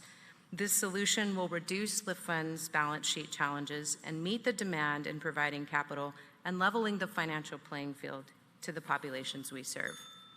One of our biggest successes is our investment in technology. LIF Fund has created an internal micro business risk model. You've heard of big data. Well, our risk model specifically focuses on serving underbanked entrepreneurs in the U.S., and we have a 96% repayment rate when we couple this risk model with our underwriting. Now more than ever, financial inclusion in Texas and the U.S. requires steadfast investment and participation at the local, regional, and national level. I would like to share, finally, I should point out that none of this would have happened without the framework of CRA. In addition to the partnerships reflected, LIF Fund currently has 36 bank investments totaling $35 million. Your important oversight ensures a CRA policy that is transparent, accountable, and mindful of the continued disparities of accessing credit. Without the CRA, the NCRC, the National Community Reinvestment Coalition, estimates that low to moderate income neighborhoods would lose up to $105 billion in home and small business lending nationally, including a $24 billion loss in CRA commitments in the states that LIF Fund serves. I hope the insights provided today give you a better perspective on how partnerships, CDFIs, and CRA are vital to financial inclusion. Thank you for your time, committee. Thank you for your testimony, Ms. Pena. Mr. Linder, you are now recognized for 5 minutes. Thank you so much for the time to share our experience with you this morning. Small businesses are the economic hub that keep the city of Houston, the state of Texas, and the entire nation moving. According to the SBA, last year, small businesses accounted for 66% of all new jobs in the country. In Texas, small businesses represent 90% of businesses in this state, but access to affordable capital and the tools to grow remain a critical challenge. In 2018, the Kaufman Foundation released a report stating that 81% of entrepreneurs cannot access a bank loan or venture capital. The barriers for entry or for the diverse and low-income small business owners are mounting. Large banks continue to expand while small and medium community banks shrink and underwriting criteria tightens. Since 2008, the number of banks with assets under $50 million has declined 41%, and large banks simply cannot make a profit on small, risky loans. Community development financial institutions like People Fund were created to bridge the void between the banking sector and a business in need. Mission-driven and committed to underserved populations, CDFIs help startups, low-income, and minority borrowers by extending capital and wrapping funds with tailored financial education and technical assistance and guiding them on a journey to prosperity.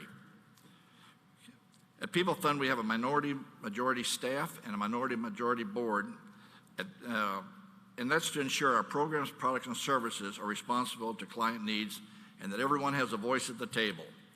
Our target market is minority, women, veterans, and those in low to moderate income census tracts. 97% of our loans go to our target market. 65%, greater than 65% to minorities, greater than 50% to startups, and greater than 50% to women business owners. We also are very inclusive. We have loans to ex-offenders and to the LGBT community at a significant level.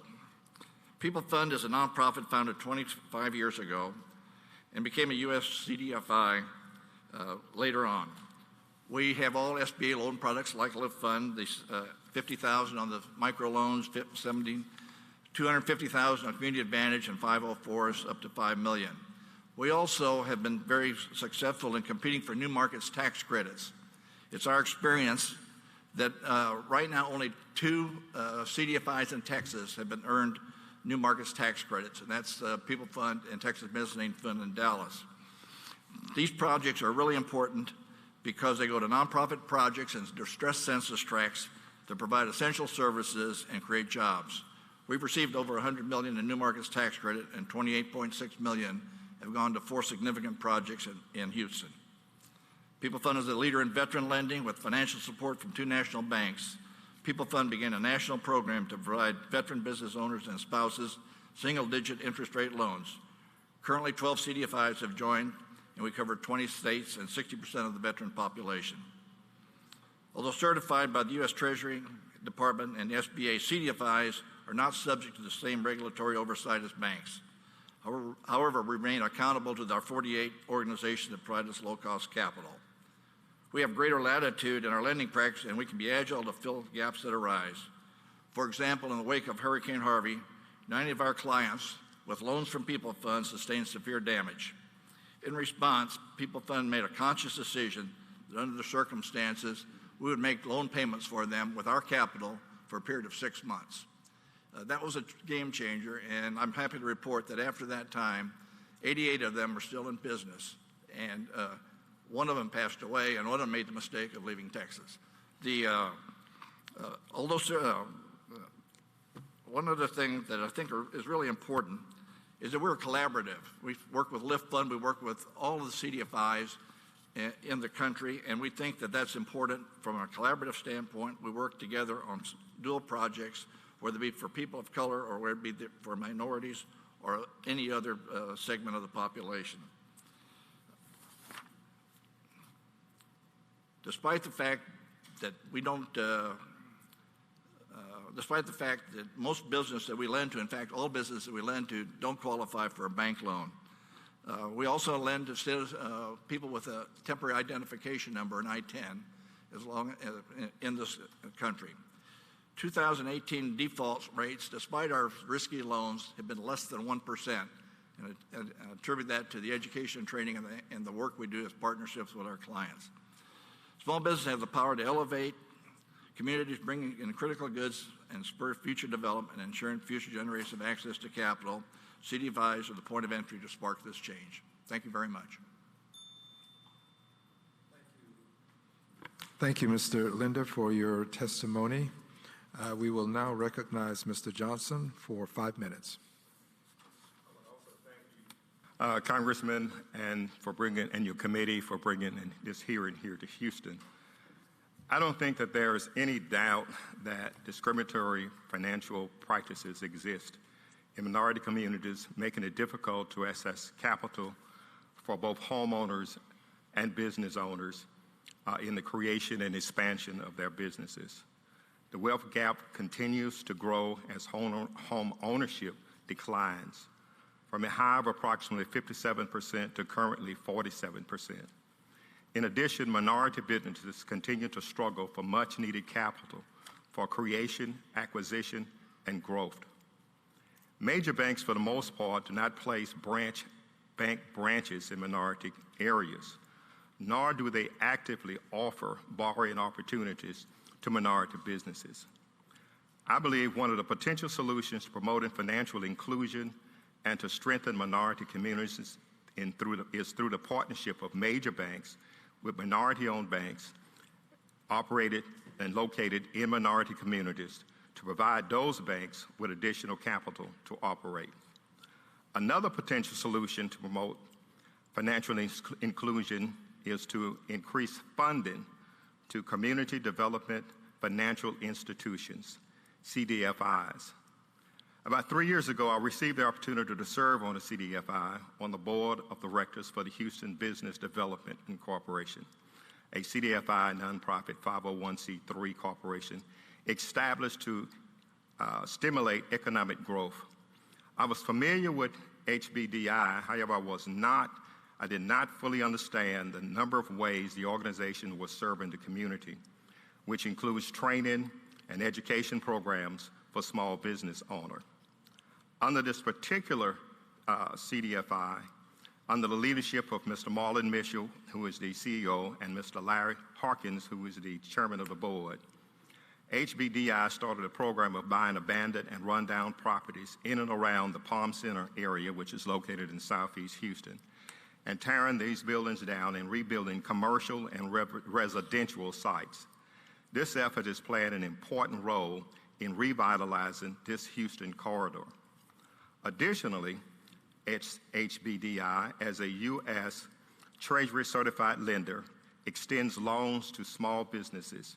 And since its inception 33 years ago, HBDI has facilitated over $98 million in small business loans and assisted thousands of aspiring entrepreneurs and business owners with accessibility or access to affordable capital and management assistance not readily available from banks and conventional lenders.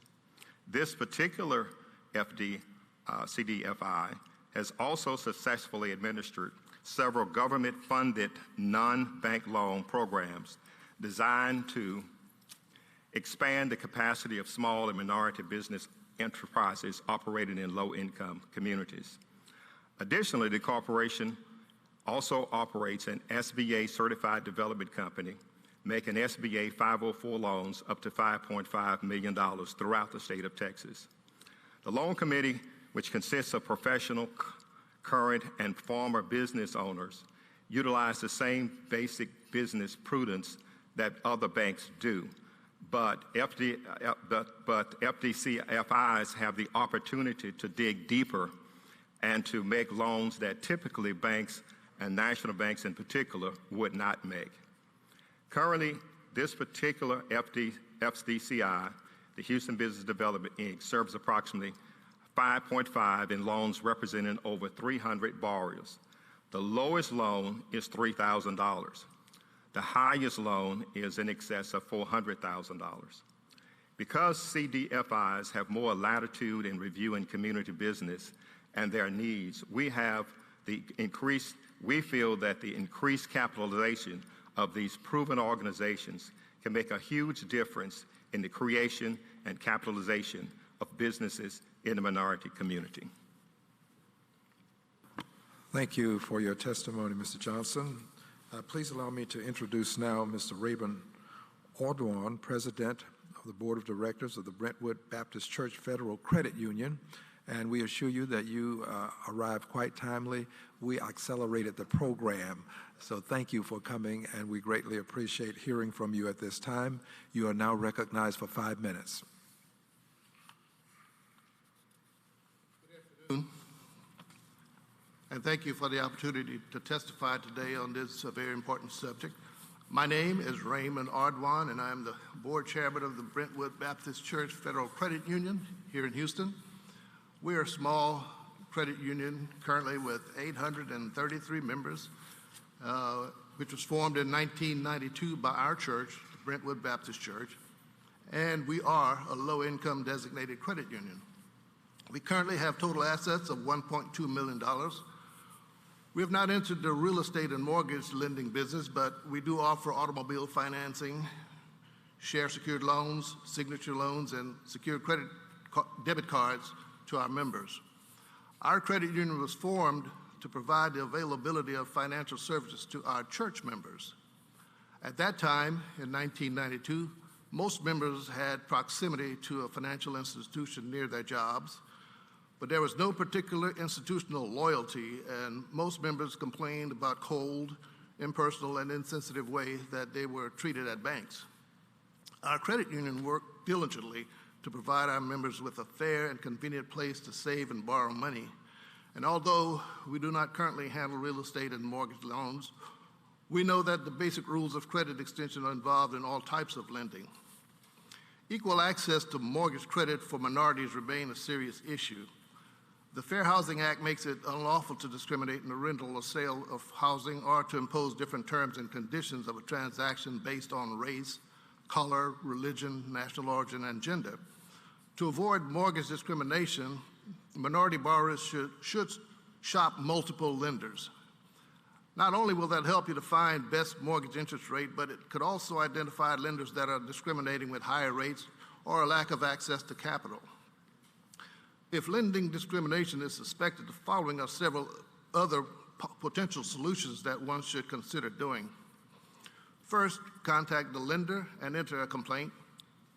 Contact their state attorney general's office and report it.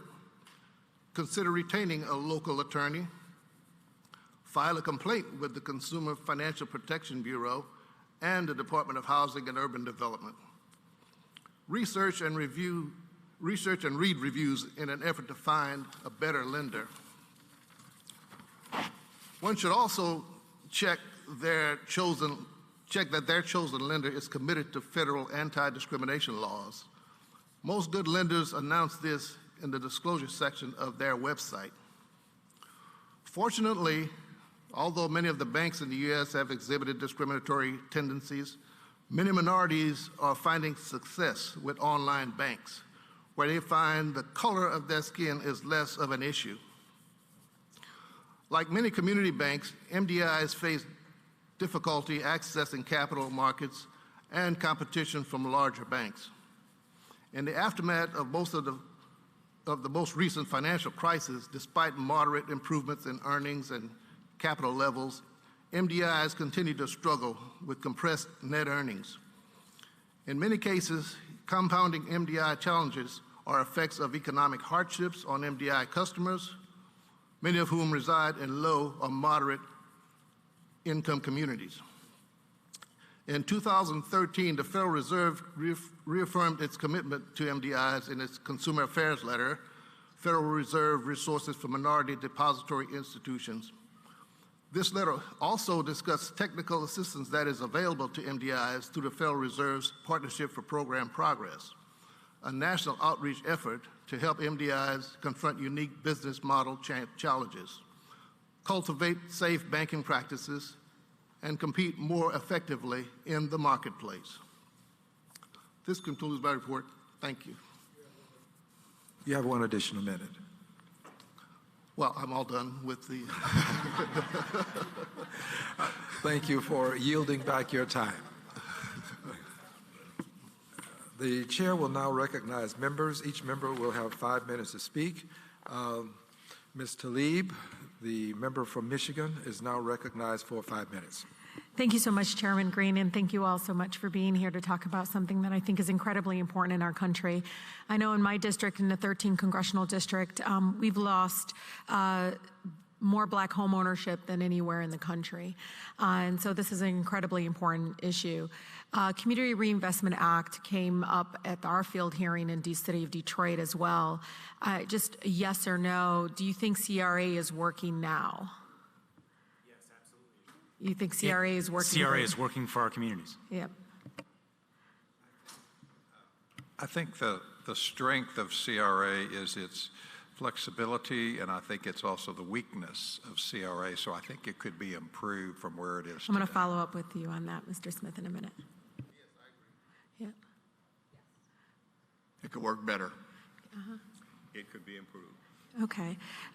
So many people I've been talking to kind of on the front line that do similar work in Michigan that you all do is this idea around teeth. You know, I mean, I think, Mr. Smith, you mentioned trying to incentivize big banks to do so. And, you know, CRA to me is, you know, it's like getting that A grade that you're looking for, right? That's what they want to seek out. Now it's become somewhat of a checklist, and some you're like, why did they get a CRA credit? And they shouldn't have. And so I'm trying to figure out, and maybe you can answer, anybody on the panel, where do we fall short? Because some banks are, you know, maybe on paper, it seems like they're following through on some CRA commitments that maybe require them to work with many of you on this panel. but where do you think they really do fall? Where do you think it does fall short? Because in practice, it seems like our families are not, it's not increasing access to our families. Maybe a handful, but not as much as it used to. Mr. Smith? Well, in my experience, 20 years in the C-suite, it's pretty easy to invoke CRA regs to say, well, if I did this, it's a safety and soundness concern for my bank. And all of a sudden, the regulators' ears perk up. And they go, oh, well, we don't want you to do anything. That's a safety and soundness concern. So I can't really do this investment, but I can send 10 employees to do a weekend cleanup at the local neighborhood. And, oh, well, okay, well, that'll be CRA credit. I can substitute very easily the way it's written now with what I call low-hanging fruit rather than the higher-hanging fruit that has more meat for the MDIs. We call that sustainability. We don't want trinkets, we want sustainability. Anybody else want to, yes? Mr. Linder? Yes, the way where it does work is we get an incredible amount of low-cost capital, around 2% that we can relend, and that comes from large banks that are trying to get CRA credit. So we help them by lending to those who they cannot lend to, and that's now what I'd also say is the net is not wide enough to capture some other banks that could potentially be supportive of low-cost capital for CDFIs. And if I may, Chairman, if I have a few more minutes, I'm not sure, but I would like to ask all of you, this is something that's been on my mind and been very disturbing recently.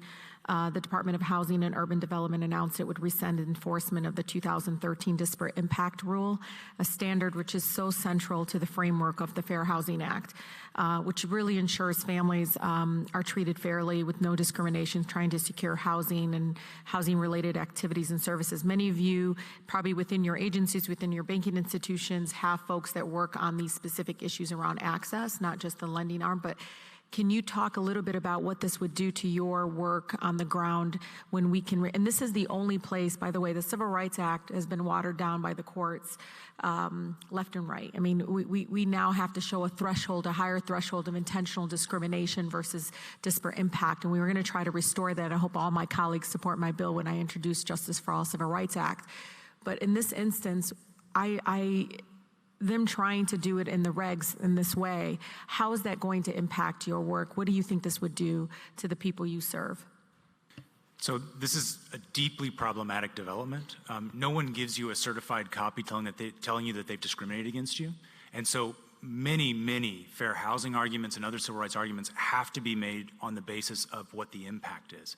And so, for example, if you choose not to give mortgages on houses with a certain width, and it happens that all of the houses with that width are in a certain neighborhood in a city, you can say we've discriminated against no one because all we're talking about is the width of a house, when in fact all the people who potentially want to buy that house, or a large portion of them, are of a given race. So gutting the disparate impact rules will in effect take the teeth out of our fair housing work in this country.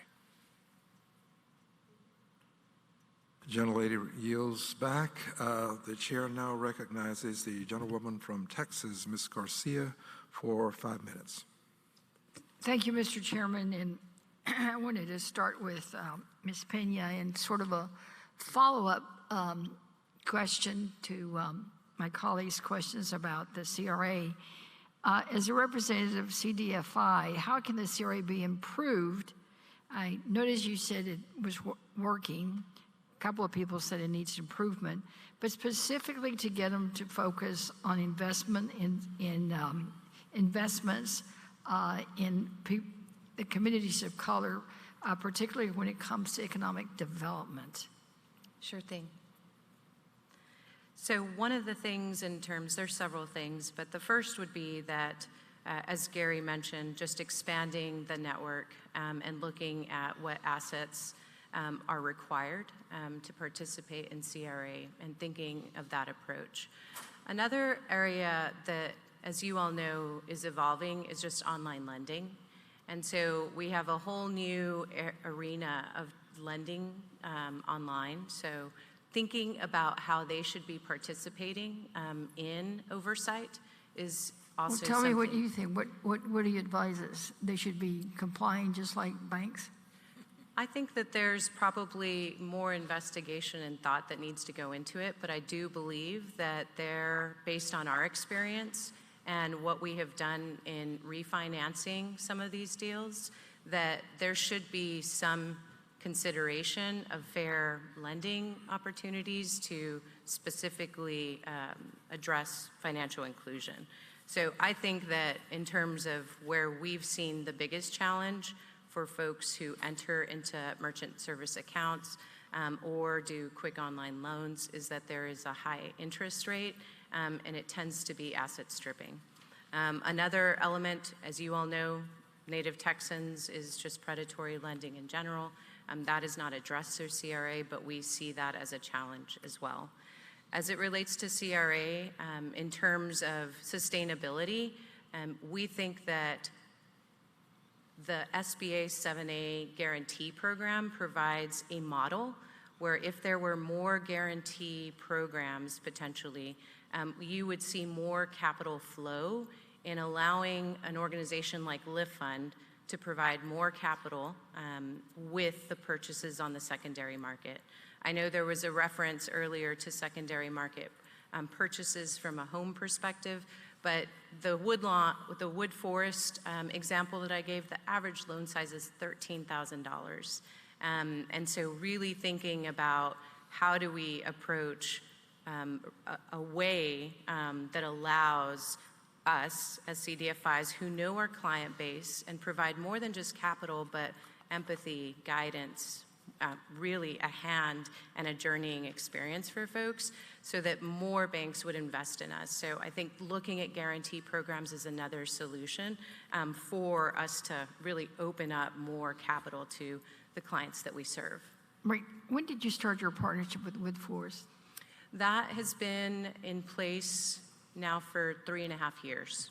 Okay, and the total number of loans that they bought from you is 650 during that whole time period? Yes, ma'am. Do you have partnerships like that with other banks? We had a previous one with Citibank that we had launched in 2010. Their footprint has evolved, as you all know, and they do not serve Texas anymore. Okay. One last question for you. You say in your written testimony that the CRA policy, we need one that is transparent, accountable, and reflective of the continued disparities of accessing credit. What specific recommendations do you have for the committee? So the first one would be specifically to expand as it relates to including more banks with a bigger asset base. The second is in terms of, and we actually submitted a letter to OCC specifically about addressing the variance approach of that checklist that you were talking about to ensure that there is weight and really complexity and not just an effort to be present within the community. So those are the 3 recommendations we actually had put into our letter to the OCC. Okay, well, thank you. And Mr. Chairman, if I could just have one last question to Mr. Pollo, please. Mr. Pollo, you talked in your remarks and in your paper about, barriers, for the limited English proficiency customer. Could you expand more on that and what we can do to ensure that data is collected and that it's reported and that we really fully address it? Absolutely. So one, it's, I think, critically important to think about limited English proficient communities as a market that should be served, not people who we need to serve charitably think about, right? Certainly, the efforts we've made to translate documents, and particularly into Spanish, we've made a lot of progress. I think we need a lot more progress with regard to Asian languages, many languages of African origin, Arabic and Farsi. But we need to go beyond just thinking about translation. And looking at hiring, right, in institutions that are delivering services and making sure that bilingual, bicultural people are out there across whatever industry you're looking at. And then regulatory enforcement in other languages. And so, for example, with the CFPB, when you look at the rules that are enforced and then you go to the Spanish language market, you don't see any enforcement in that language. And that is challenging, I grant, and yet there are millions and millions of people operating only in Spanish that deserve the protection of those regulations. And so I think we have to get beyond thinking only about translation as our solution and get to hiring and enforcement activities across multiple languages. All right, thank you. I yield back. Thank you, Mr. Chairman. Thank you. The chair now recognizes the chairperson of the Subcommittee on Financial Institutions, Mr. Meeks, the gentleman from New York. Thank you, Mr. Chairman.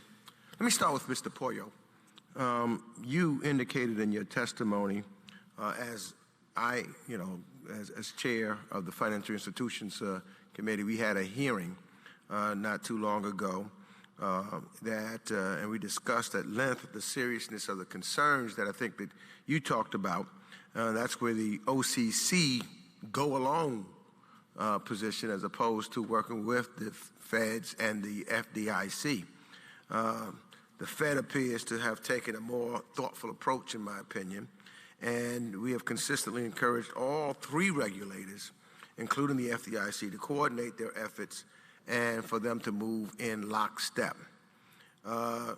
You discussed the risk of the OCC's approach. And can you also, therefore, tell us key factors that you think to consider in modernizing CRA, including non-bank financial institutions, fintechs, and the branch loophole? Yes, sir. So absolutely, we have this concern about the OCC moving without, in particular, the Federal Reserve. I think you're absolutely correct. The Federal Reserve has had a 10-year process of examining updates to the CRA, which has been careful and gotten lots of input. And the OCC's approach, in many ways, I think began by disregarding that many years of effort at the Fed. And so I think we should be looking to the Fed to take leadership on this.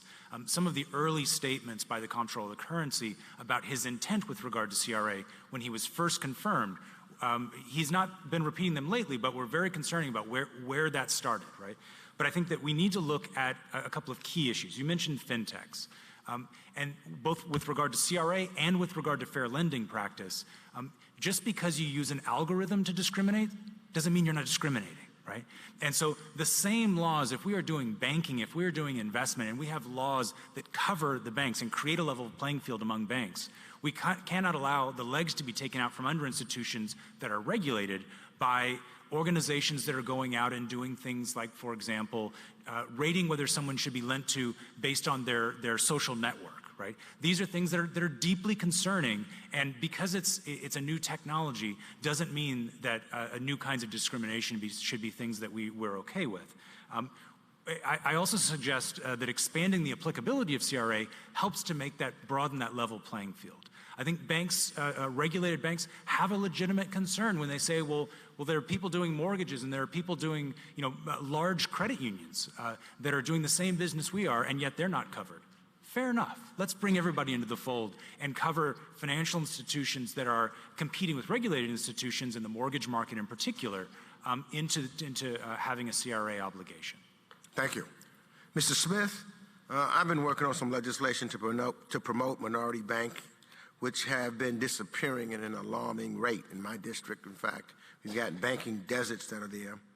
A few areas I've been paying particular attention to include the creation of programs for the federal government to deposit funds with minority-owned banks, creating initiatives for large banks to avail their technology platforms to minority banks, and holding bank regulators accountable for the lack of diversity of the bank examiner corps.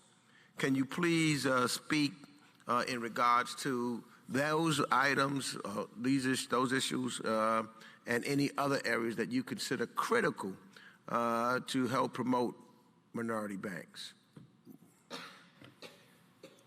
Yes, sir. I think all of them are critical. I think the work that you've been doing is spot on as far as what we need at our level. I would say that there seems to be a new momentum for capital investment, not just in preferred shares if you were to purchase that, but in other investments that could be made to help the MDIs. But I think the CRA regs have to be defined more specifically.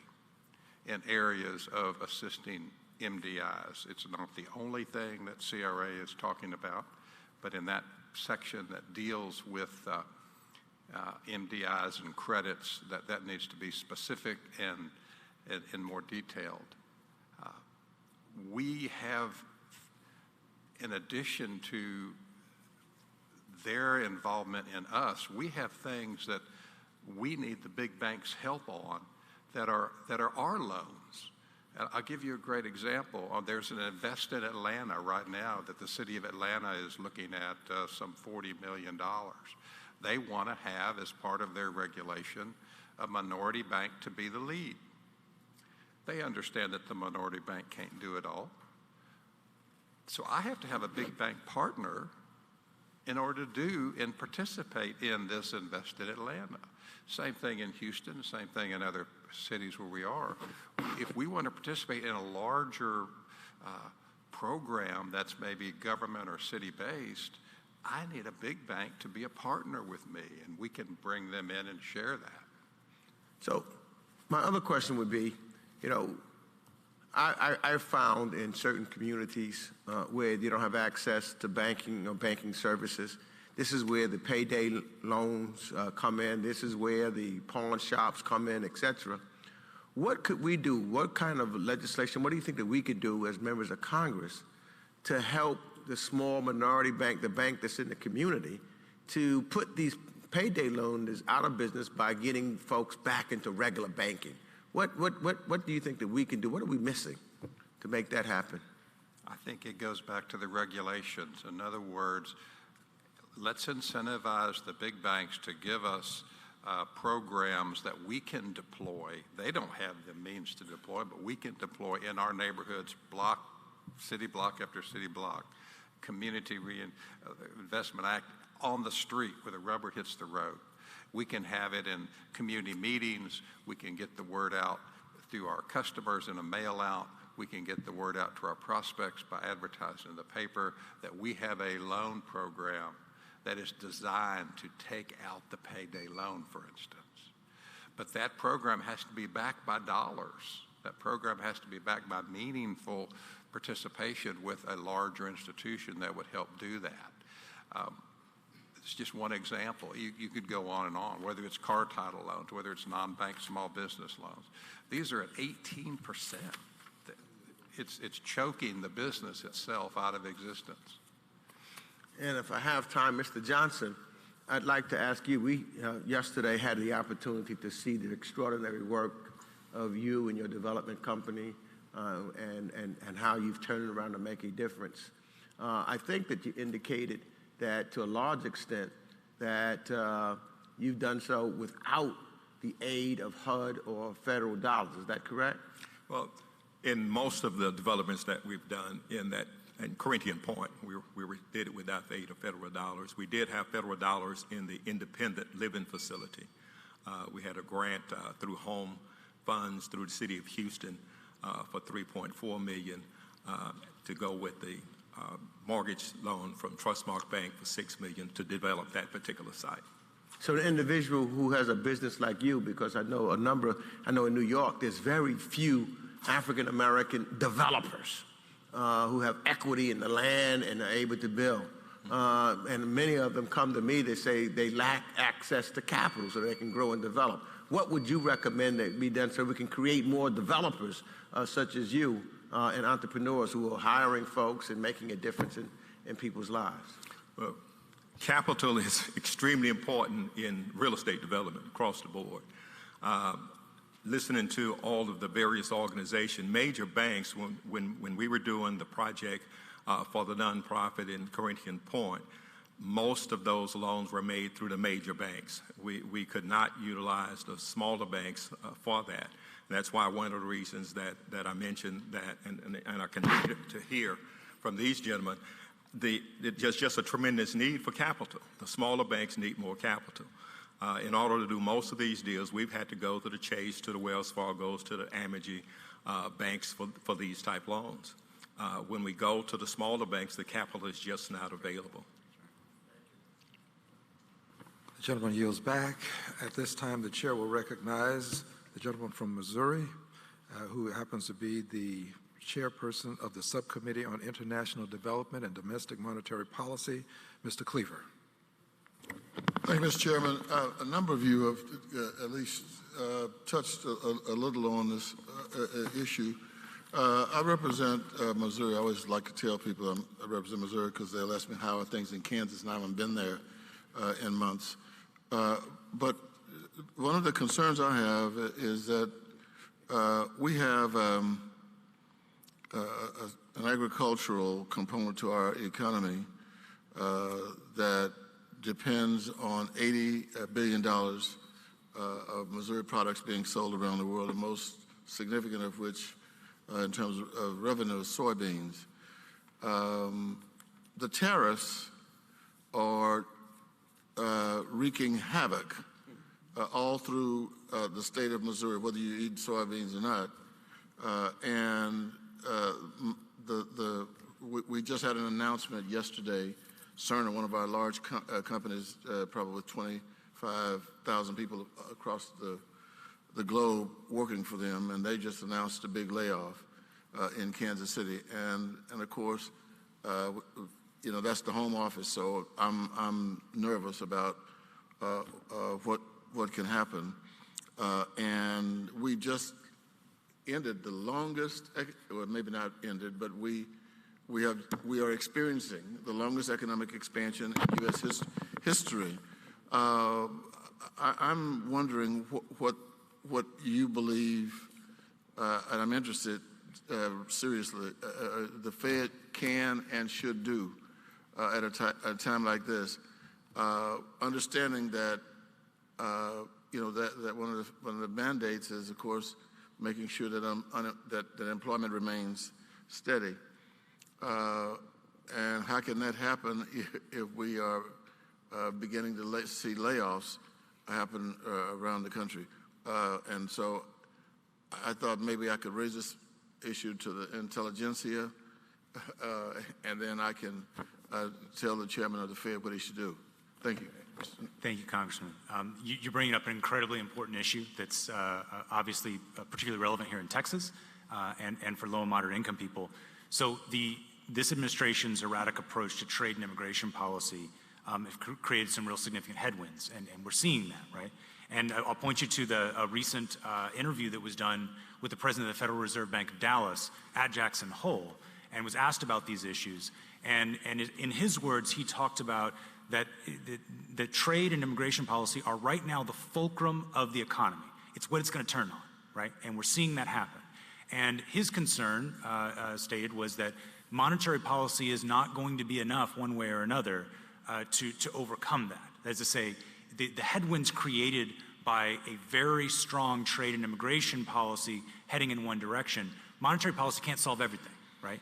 And so fiscal policy and trade policy simply just can't be outbalanced. And so as we see the Fed right now, I think trying to make some decisions about what to do with monetary policy, I think it would be problematic for us to expect that the Fed is just going to sort of balance us out of this situation. The core policies that we're seeing in trade and immigration are causing a huge problem in our economy right now. Well, if we're trying to fight it from the government point of view, for example, the president decided to provide a $12 billion package to farmers who are being wiped out last year. Now, so far this year, $16 billion, which is, of course, was $38 billion added to the deficit. So, I mean, even when you try to help the problem that you created, editorial comment, I apologize, but the president did create this, and then spent $38 billion to try to soften what he created. So I can't. I mean, the president's demanding that the Federal Reserve reduce right now interest rates, and I mean, he's demanding all kinds of things. What you just said is created some heartburn, but I appreciate your candor. And if anybody else would like to address this, yes, ma'am. I would just add, and not necessarily from the Fed Reserve perspective, but thinking of the evolution of workforce development as it relates to entrepreneurship. And one of the things that we, as all organizations, see, whether they're coming to access capital or asking for guidance, is this notion of, should we have layoffs? What's our strategy of workforce development? And does it include an element of entrepreneurship? The gig economy continues to grow. It still has, obviously, its gaps from, earnings perspective and asset building, but can we together and collectively provide a pathway that allows, workforce development plus entrepreneurship, specifically as we see the evolution of people in tenured jobs as well? There's no discernible, to me, I kind of try to keep up on this, but there is no discernible strategy that I know about that we can say, okay, this is what's happening today, but don't worry, in 3 weeks, it'll all be fixed, and we can be happy and sing Kumbaya. Anybody have any, if you had the chair of the Federal Reserve sitting right here, what would you would you advise anything or ask anything? So, Congressman, I think that I didn't mean to suggest earlier that there is nothing the Fed can do, right? And so I think that these tactical moves in interest rates downwards really can have substantive protection for low-income people who are being put in a very difficult position by the ups and downs in this economy. But I myself have some real doubt about whether even a significant move in interest rates is going to overcome what we're seeing as a really hard-driven policy which is having clear negative consequences, ironically, as much for a farmer as for a low-income person of color in urban America. And so we can help to kick the can down the road by doing debt subsidies, right, that maybe get somebody through to next year. But in the end, these are big levers that are being pulled. And so I think the Fed chairman is not in a position to really point at Congress and say it's, please do something about this, or the president. But indeed, I think that's probably what he thinks to himself at night. Well, some of it I'm sure we can't control. I mean, the EU is almost, fighting for its existence. And so what happens to the European economy ultimately is going to, right now we're so inextricably connected that, what happens with Brexit will have an impact on us. If you look at all of the things going on, this is a crisis. I don't know how much time I don't have left. The gentleman's time has expired, but the chair announces that there will be a second round, and members will have an opportunity to continue. I would suggest that with unanimous consent, we can do so without objection. It will be done. The chair also would ask unanimous consent that Mr. J.P. Park, President and Chairman, Relation Bank Shares, Inc., be allowed to give his testimony at this time. Without objection, we will hear from Mr. Park. Mike. Mr. Park, you will have 5 minutes. I will sound this bell when you've completed 4 of your 5 minutes. Thereafter, when you are at the end, I will give you the gavel. You may proceed.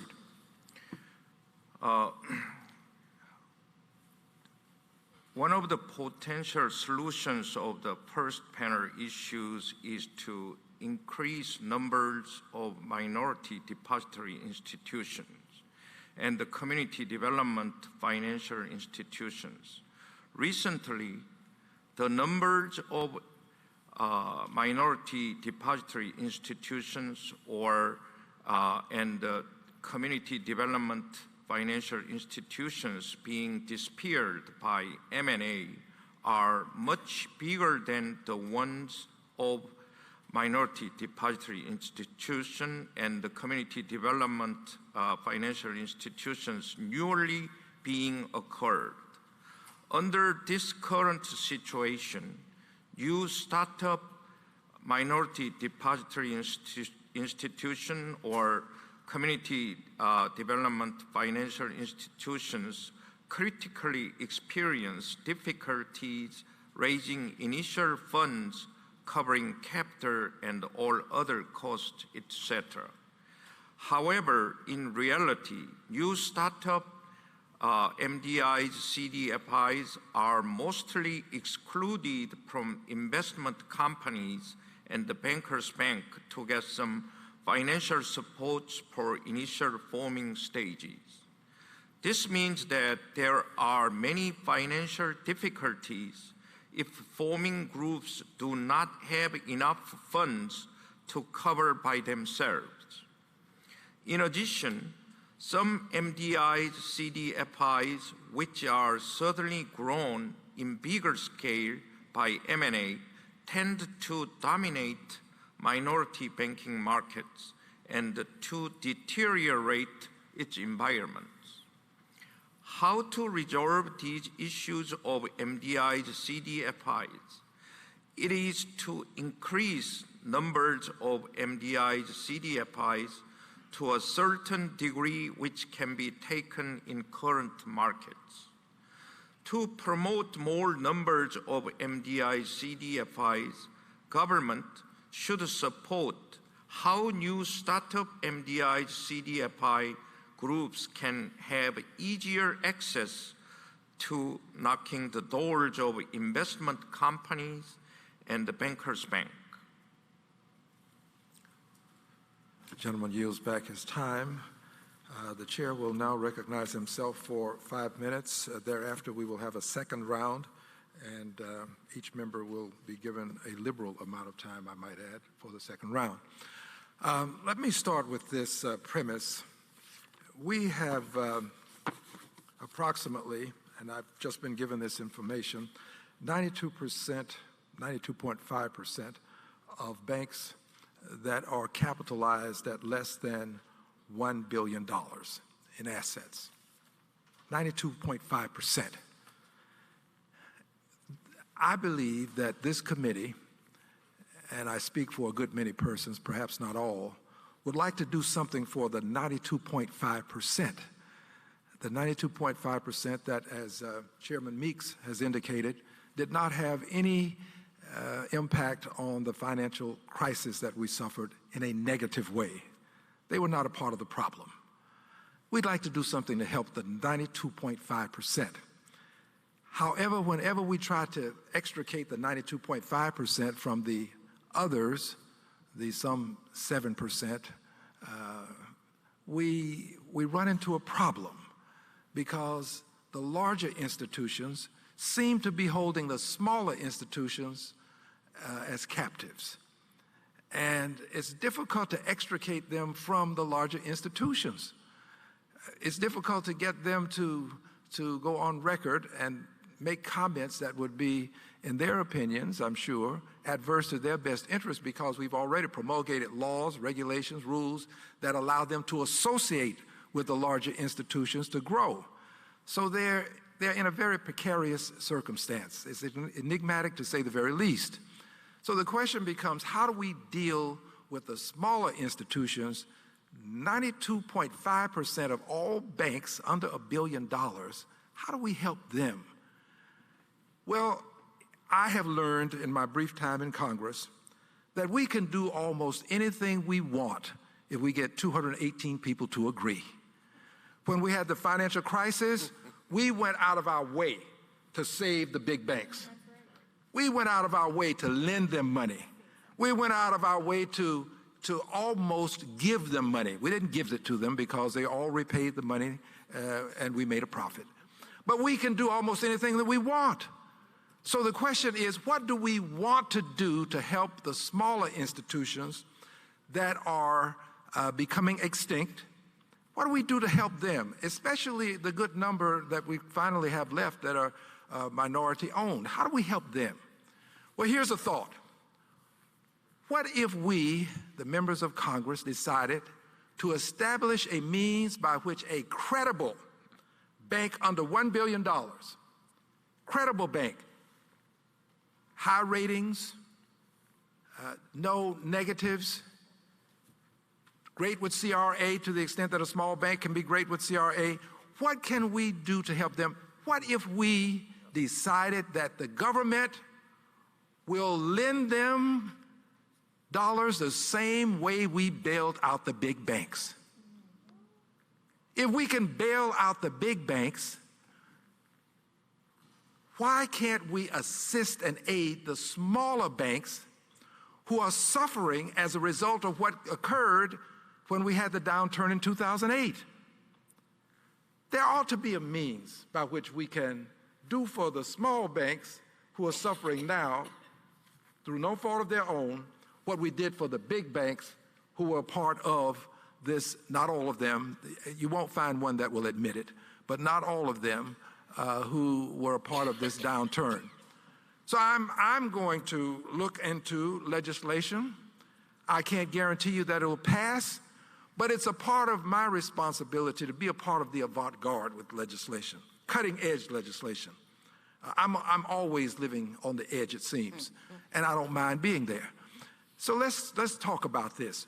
Would it be beneficial, Mr. Park, to have the opportunity for these stellar banks that are small to acquire some of their assets by way of some loan or some grant maybe from the federal government? Your thoughts, please. Yes. Would you please give us the benefit of your microphone, if you'll? Okay. Thank you, Honorable Mr. Al Green.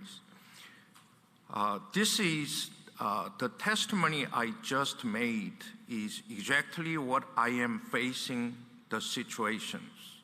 I got a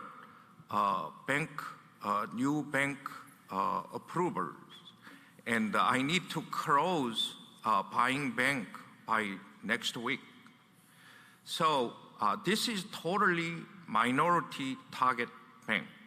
The 95% of our customer will be Asian immigrants, first generations. I have been in that banking service in Asian banking area last 18 years, and now I'm trying to put in new bank in Houston. But what my difficulties is getting in capital raisings, many people committed, but actually when they try to put on money on the table, rather than I expected 20, 30%, almost 40% they cannot commit, cannot put the money as they, rather than they committed. And then we knocked investment company, we knocked bankers bank. I never experienced a bankers bank rather than this time. So as long as our investors, they put on cash 50%, bankers bank will help 50%. And all those investors, good credit and strong financials. But actually when we tried to talk with them, bankers bank said, no, this is your new startup bank. And also investment bank companies, they said, we do not want to look at this time because you are startups. So what I want, and also the situation in market, we both U.S. Committee on Financial Service or honorable congressman and woman, and also us, we better know thoroughly what's going on in the market situations. As I pointed in my testimony, recently many bigger Mr. banks— Park, let me just intercede and say this. I'm really interested in your comment on my comment about the ability to acquire some degree of assistance from the federal government. Yes. Would that be beneficial, is the question. Very beneficial. Okay, now let me move quickly to Mr. Smith. Mr. Smith, you are the president of a small bank. Would it be of some benefit to you if the federal government provided some sort of aid and assistance to small banks with stellar records? Yes, Chairman, it would. And explain to me how you think such a system might work. Quickly, please. Okay. If an investment of $2 million, $5 million, whatever the number is, we could deploy that investment into growth strategies, into loan program strategies, into investment in new products and services, to better assist the customer base, probably give us some efficiencies of scale. There's just a lot of positives that could come from it. Thank you. At this time, the chair will yield back the balance of the time that I do not have and call upon Ms. Tlaib from Michigan for an additional round of questioning. And as I indicated, the chair will be generous with the time. Mr. Tlaib, you're now recognized. Thank you so much, Chairman. You know, as I'm listening to all of you in regards to the Community Reinvestment Act and everything, one of the things that for me is very, very clear, there's a huge racial wealth gap in our country. And homeownership, you know, as you know, is literally one of the primary ways that American families can really gain wealth. And small businesses, of course, are important, but if we can't get the homeownership rates up, it's just not going to work. And so, and when Mr. Smith and others are talking about incentivizing, right, I almost feel like we're trying to force them not to discriminate, though, right? And, you know, the Community Reinvestment Act didn't just come out from the sky. It came because there was redlining. And I feel like we're back there because we're not able to prove disparate impact. We're not able to prove that some of the structural kind of racism that is currently under this administration is looking at the CRA examination in a very different light, even probably before with people there that are, again, looking at it in a very different light. But our Financial Services Committee staff does a tremendous job. And I want to read, you know, some of the data where it's very, very well documented, the racial bias. According to the Center for Investigative Reporting Review project, it examined 31 million Home Mortgage Disclosure Act records. Modern day redlining persists in 61 areas. It said that in that particular area, they said specifically that the data show Black applicants were turned away at significantly higher rates than whites in 48 cities, Latinos in 25 cities, Asians in 9, Native Americans in 3. The investigation went on to found modern-day redlining in these 71 metro areas across the country, even though 98% of the banks nationally still receive passing grades in their CRA exams. So I'm a little confused, and I think maybe because I'm new, Chairman, I don't know. But like, I'm looking at this and saying, well, the Community Reinvestment Act, I look at the history, I love understanding the institutional knowledge of where something came from. Why did we do the FHA? Why did we have this specific, act that comes forward? And I look at it because I want to know what were we trying to fix? What were we trying to remedy? And so it's hard when you have the big banks and we're trying to say, well, of course you want to go work with some of the MDIs and some of our other locally, minority-owned like banks, institutions, and so forth.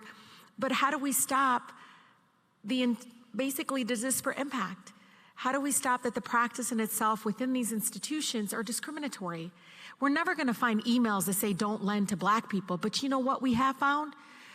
If somebody comes and they have an accent or Spanish is their first language, give them a higher rate. That's what banks are doing, and it's well documented. We filed a number of cases. I mean, many of our states are involved in these cases, and they get these large settlements. But guess what? To my colleagues in ours, we know this. It hasn't remedied the situation because they continue to act badly, and they continue to intentionally discriminate through these practices. Again, we're never going to find direct emails. We have to rely on the whistleblowers. We have to rely on the people internally that say, I was trained to give a higher rate to the Black family, or I was trained to do this. Because one of the things that I talk to Chairwoman Waters all the time about is, Chairwoman Waters, I really want to unpackage the credit score. We got to unpackage that because they put all this data in there because the more data they have, the more they can sell. Because, Equifax, TransUnion, Experian, they're all for-profit entity. A lot of my residents think they're kinds of quasi-government. We regulate them, but they really make money off of selling our data. But even if I was able to fix that, unpackage it, and we did introduce a bill, and many of my colleagues supported this bill that reduced people's debt. If your debt's, how it stays for 7 years, reduce it to 4 years. It passed out of House Financial Services, hopefully gets out of the floor of the House and goes on to the Senate, and nothing happens there. But The point is, we are moving towards that direction. But even if I fix that for you all, and you know that needs to be fixed, I still have these kinds of practices happening. So I'm asking Mr. Poya, Mr. Smith, all of you, I think we need to face the fact that you are working with some national banks. Maybe the CRA forced them to have to work with you. But in practice, we know that these national banks are not loaning to our people. And that is the increment problem that I think we're not addressing. No. So it doesn't sound like the Congresswoman's new.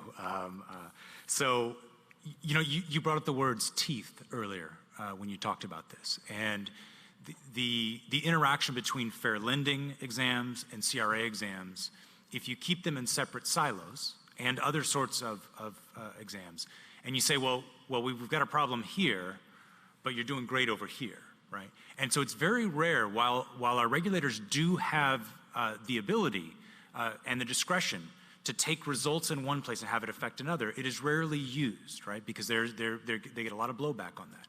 But we have seen instances in which really problematic impacts on consumers impact something like a CRA rating, right? And if that were to happen more often, the CRA rating is whether you get a satisfactory or that has no consequence. But when you hit needs improvement, there are some real problems that a bank has about opening and closing branches, about mergers, it's kinds of things that banks really do care about from a financial perspective. And these days, many of our punishments, especially for large institutions, are fines. And they laugh, and the next day they make the money over, right? Oh, fines are the least of the incentives, like not to fine. But like so one of the incentives are, well, if you want to merge, you have to show like you've been meeting CRA, and they even kind of cheat that little process. But it is trying to fully understand how these exams happen internally, and how do we really force them to be able to stop redlining and be able to force them to work with all of you more. I almost feel like we need to call it out and say, well, you're not working with us. That's discrimination. You're not allowed to do that in the United States of America. It's prohibited. And we're kind of allowing it to be dismissed because it's just, we don't think I really do think we're in denial that it's actually really happening when the data continues to show that we're back. I mean, the numbers, and I know Chairman knows this, we talk about it all the time. The numbers are as bad as they were before we passed the Fair Housing Act. That's how bad it's gotten. Congresswoman, you're accurate in my opinion. I can tell you from Unity National Bank perspective, most of the borrowers that we see their loan requests have been to 3, 4, 5 banks, have all been turned down, particularly African American women. They seem to be turned down 6, 7 times. And on a loan here recently that we did to an African American woman, I was really scratching my head trying to figure out how she got the first turn down, much less 5 turn downs. And I quizzed her repeatedly. Well, what did the bank tell you exactly that they didn't like about this deal? And she just had these very vague answers because there was no specific reason to turn her down. And of course, we made the loan and we're happy to have the loan. So all I can tell you is sometimes I struggle from my side of the desk when I look at these loan requests from minorities and they've been turned down over and over again. And I'm going, I was credit trained by a billion-dollar bank. I know a little bit about what they think, and I can't find a reason that you would turn the loan down, but yet they are repeatedly done so. Congressman, I think whatever penalties are being imposed against these banks that are discriminating, it's not enough. I think the penalties just need to be increased because a slap on the hand for discrimination it's not working, and it's not going to work until they really feel it. And I don't know what type of penalties that might be, but I think imposing stricter penalties would probably help solve the situation. If I could, everybody that we lend to in Lift Fund has been turned down by a bank. And it's the unfortunate thing or the frustration is while we're trying to help those who are underserved, and we do that well, we're just a drop in the bucket compared to the entire national problem. And it's frustrating. We wish we could do more, and we do everything we can.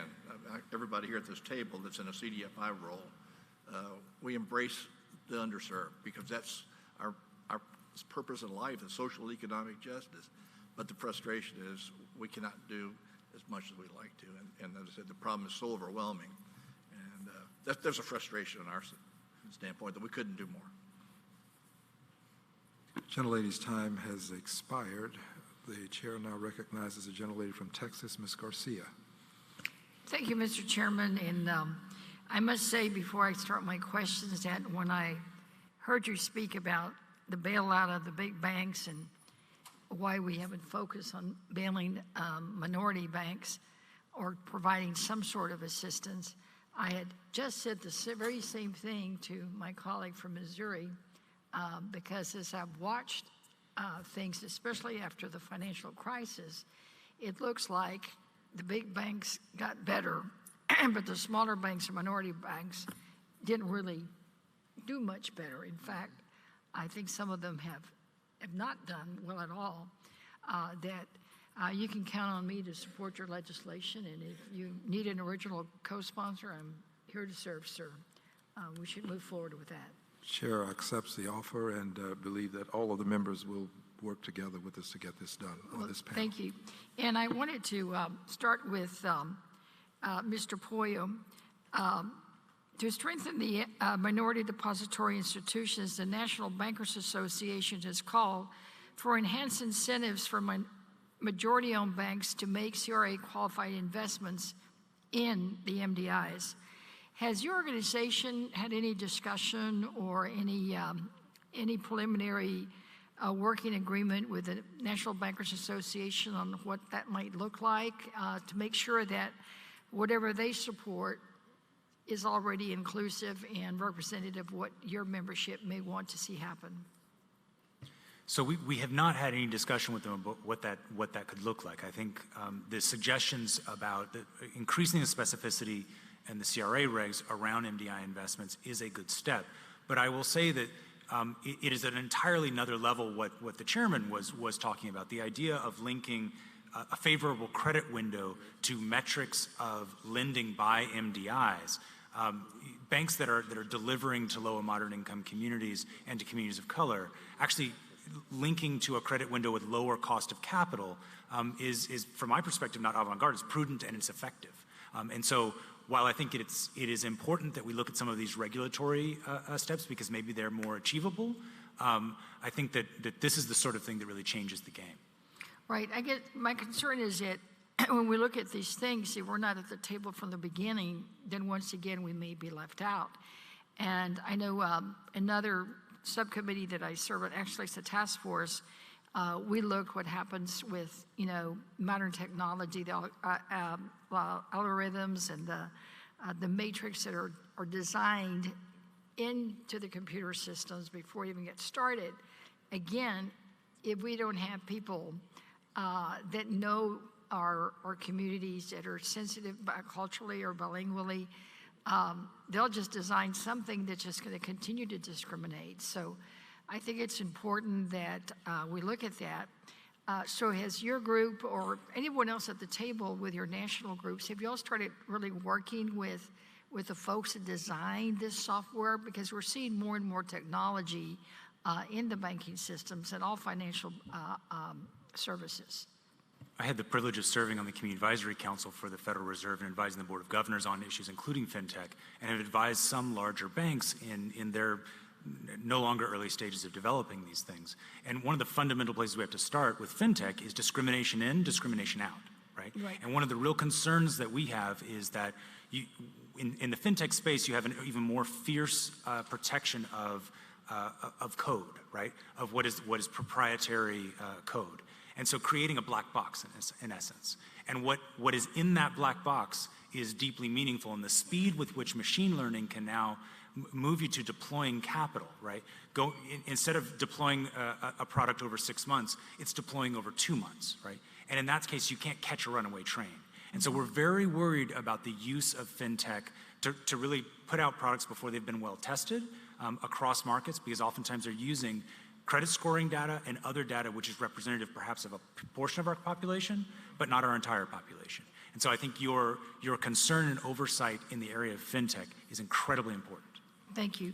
And Mr. Chairman, if I can have one more, I wanted to ask Mr. Ardoin from the credit union, do you have any specific recommendations for us regarding how we treat credit unions as compared to banks, and anything else that you all may want to be doing that you're not doing now? Because it seems to me that, this is a field hearing to see what's happening on the ground, and in the banking industry, in my financial services industry, nobody's more on the ground than credit unions. So give us your thoughts on what we might be looking at. Well, like I said, my credit union is small, $1.2 million in total assets, so we're very small. I think up to 50 million is considered small. But your question again had to do with, could you repeat your question? Is there anything that, any federal rule or regulation that you think keeps you from doing something, serves as a barrier for you to be able to serve those customers? Because again, you're the one there on the ground. I mean, that's where people go when they can't get the car loan somewhere else, where they can't get help with buying even furniture or just to get past it. Because if we don't make sure that you're working, then they're going to end up with payday lenders. Mm-hmm. And there's nothing I hate more than payday lenders, quite frankly, because I think payday lenders just make poor people poor. So we need the credit unions out there on the ground like yours, and we need to make sure that there's nothing barring you from serving those customers. No. We have all the abilities of a regular bank. We have insurance by the National Credit Union Association, NCUA, of $250,000 per account, same as the FDIC does for the banks. The same amount is secured by the FDIC. We have fewer fees, which makes us a little bit more attractive from time to time than banks do. And I think we're more accessible and more friendly. So I don't think that there's anything that bars us from doing what the banks do. Okay. Well, that's fair. What about Ms. Pena and Mr. Ligner? I know you nodded when I asked the question. I just wanted to get your all's opinion on that. And your ability to serve your customers. Our only our constraint is just capital that we can deploy. And with regard to credit unions, and as I said, they come under obviously the NCUA versus the CRA. If I could just mention something, I think the most egregious lenders of all are the online lenders, the Cabbages and On Deck, and their interest rates are never disclosed, and it's somewhere up as much as 50 to 75 to 100%. They're payday lenders that you just don't see their storefront. And so I think that is the biggest threat to small business owners in their ability to sustain themselves, because everyone wants money by sundown, and they can get it by sundown, but that is more of a trap than it is, a benefit to them. So I see that as, we all work together, but the online lenders are taking advantage of people who need money and need it fast for their businesses. And they're actually, payday lenders are egregious, 390% in some cases. Right. But so are the online lenders. They're predatory, and they even had a Wall Street Journal article about how they're all going to disclose their interest rates. Well, it never happened because they just don't. And they draft out of your account every single day. Right. Ms. Pena, did you want to add anything? Sure. I would just, to Chairman Green's comment of, finding a place for supporting the 92.5% banks that are $1 billion and less. the answer should be yes, find a way, but I also believe, just from the CDFI perspective, Treasury plays a big role in being able to help us create opportunities to build equity and assets so that we can serve more folks. So I believe, to Gary's point and to your question, liquidity is our biggest issue. We actually had to reduce our lending goals this year because our balance sheet was over leveraged. So in order for us to be able to maintain, yes, it's a very fine balance as a community development financial institution to find the ability to meet the demand but still meet protocol of financial, soundness. And so thinking about things like that are super important to us, and using Treasury and supporting Treasury's work can allow us to, again, expand our impact without, creating disruption within our organizations. The other thing to the comment about CRA, there are other elements that could be measured. I think Gary brought this up, and also Noel, is that who financial institutions hire and who is part of their governance plays a key role in outcomes. And so being able to figure out how do we measure that, Treasury measures and actually asks us to report on our advisory board and our board representation to ensure that we are accountable.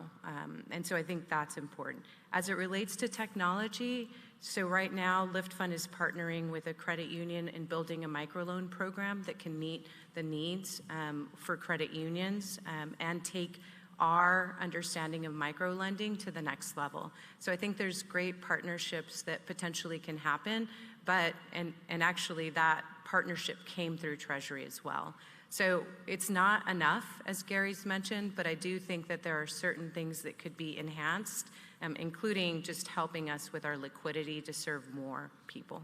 Thank you. Mr. Johnson, did you want to say something on the predatory lending? And I saw you nodding too. So. Yeah, I was just amen everything everyone else is saying. All right. The demand is there. The need is great.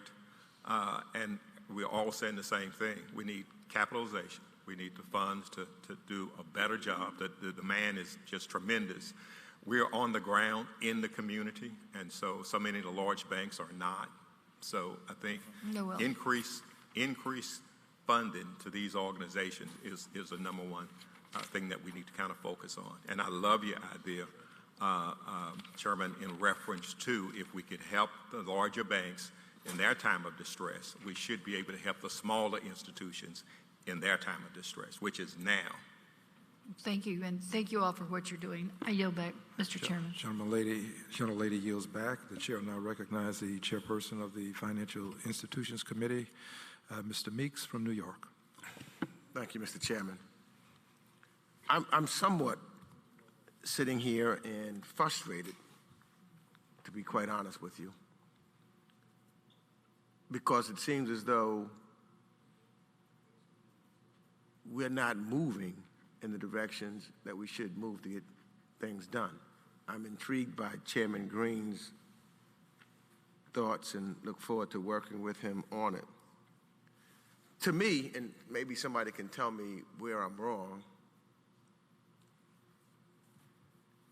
there should be an opportunity, if given the support, to really grow businesses in these communities. There's a reason why payday lenders and pawn shop folks are in our communities. They're making money. Then on the flip side of that, I know in New York, as I am talking to the big banks and trying to hold them to the fire, what they're saying to me or to my communities, it's not worth me staying there. I'm gonna close the branch. I'm gonna pack up and go. I don't even need that business. I don't make any money there. Which then leaves the ground even more fertile for somebody else that's gonna come in, because that person has no other alternative. What do? You can't get a loan from a big bank because there's none there. Small banks are closing. Person's car brakes break down. They're dependent upon that car to get to work. They got to get it fixed. You go to look for a bank, there's no one there. You go someplace else, and they turn you down. And you go to Mr. Payday Lender, and he says, come right on in. I have some money for you. That comes on top of a tradition where African Americans, because of racism in America, don't trust banks in the first place. My grandmother, I know I said I'm from New York, but my grandmother's from South Carolina, would not put her money in the bank. She put it under the mattress. My mother, this is a true story. I mean, she passed away, and we was moving in the room, and underneath the rug, we found all kind of money. Even though I was trying to tell her how to invest some of it. So, Mr. Smith, you was telling me yesterday when we had the opportunity to visit Unity, for example, something's wrong when a bank with your model can't get an outstanding rating in CRA and just satisfactory. Now that's something that we should be able to work on. There's something fundamentally wrong with MDIs not able to get outstanding ratings when that's who they are intended to serve. Something just seems wrong when we can't put these payday lenders and other out of business because we have reputable, small, minority-owned banks that end up getting an individual into a financial or a banking habit. And we went to one of the banks over on the Asian Strip, and they were showing us how they had a whole section there just teaching people financial literacy. When they walked into the bank, you know, what to look for, how to do it, you know, and I know that might be additional cost, but some kind of way, we've got to figure this thing out. Also, you know, Mr. Smith, I lean on you again when you said that you got to try to figure out how people in the community who do have some money put the money in your bank as opposed to going to someplace else. Okay, so how do you reach out? How do we make that difference? How do we, you know, talk about keeping a dollar in a community so it can grow and benefit a whole lot of folks within that community when everybody else seems to be fleeing? Do you have any? I mean, I'm leaning on you, and I know, Ms. Pena, what you're doing with women and the CDFIs there. And from, I might be mistaken, but Mr. Johnson, your business is a little different because capacity, I don't know whether or not there needs to be something where we can create better capacity there so that you can have the big dollars, but what you're doing, I don't want to inhibit you, but maybe the big banks is the answer for someone in a large development like that, different scale of business. But what do you say, Mr. Smith? Well, Chairman Meeks, our ownership, Dr. Lawal asked me a few years ago to come up with a bank model of profitability and get it as small as I could because we were interested in doing branches around Houston and other low to mod areas. And we were developing a program when Mayor-elect Felicia Bottoms contacted us in Atlanta and said, would you come to Atlanta? So we got on a plane, we went out there. Commissioner Rodney Ellis was with us at the time. Dr. Lawal, myself, we went to Atlanta and we looked at a small empty building downtown Atlanta, in the Low-to-Mont area, and we developed a plan of basically 10 million in deposits, 10 million in loans. We could have that branch profitable. And so it was our prototype that we did in Atlanta. Why Atlanta? They asked. That's why. And so with that success, the Atlanta branch was open 1 year, and it was profitable on a monthly basis for us. With that success, we're looking at other areas, particularly where banks have abandoned the community. We're looking to put a Unity Bank in that area, and we're looking anywhere from Harlem in New York all the way to Acres Homes in Houston. We're looking at anywhere that we can put a branch that will help the Low-to-Mont communities have access to the banking and products and services that they deserve. Anybody else care to comment?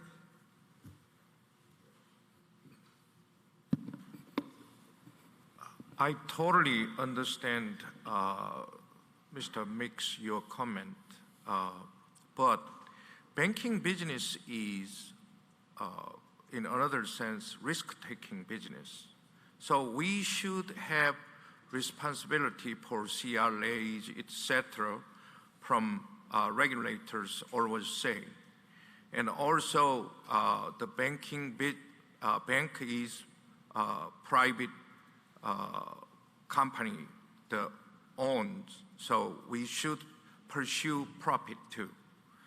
So in the other hand, we should do profit pursuing.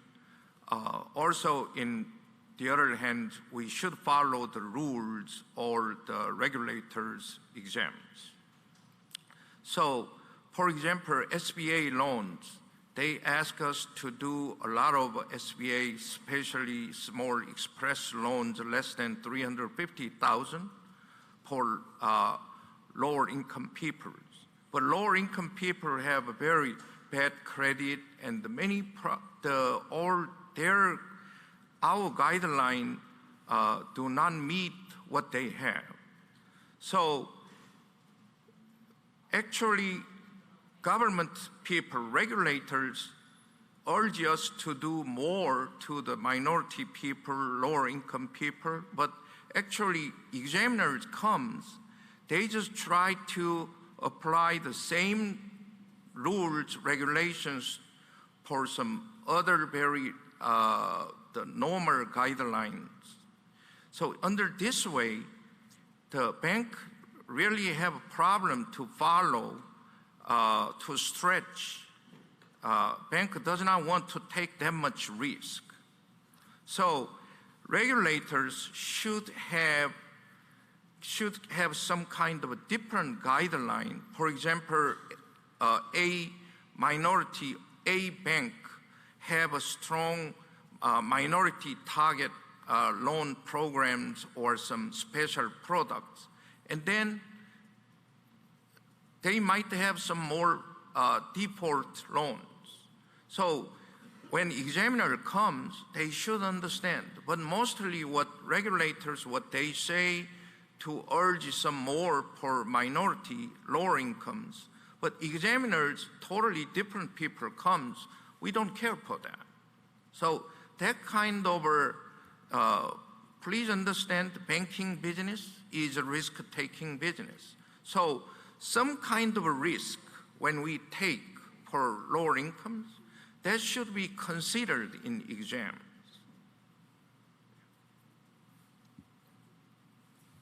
The gentleman yields back. The chair now recognizes the gentleman from Missouri, who is the chairperson of the Subcommittee on International Development and Monetary Policy, Mr. Cleaver.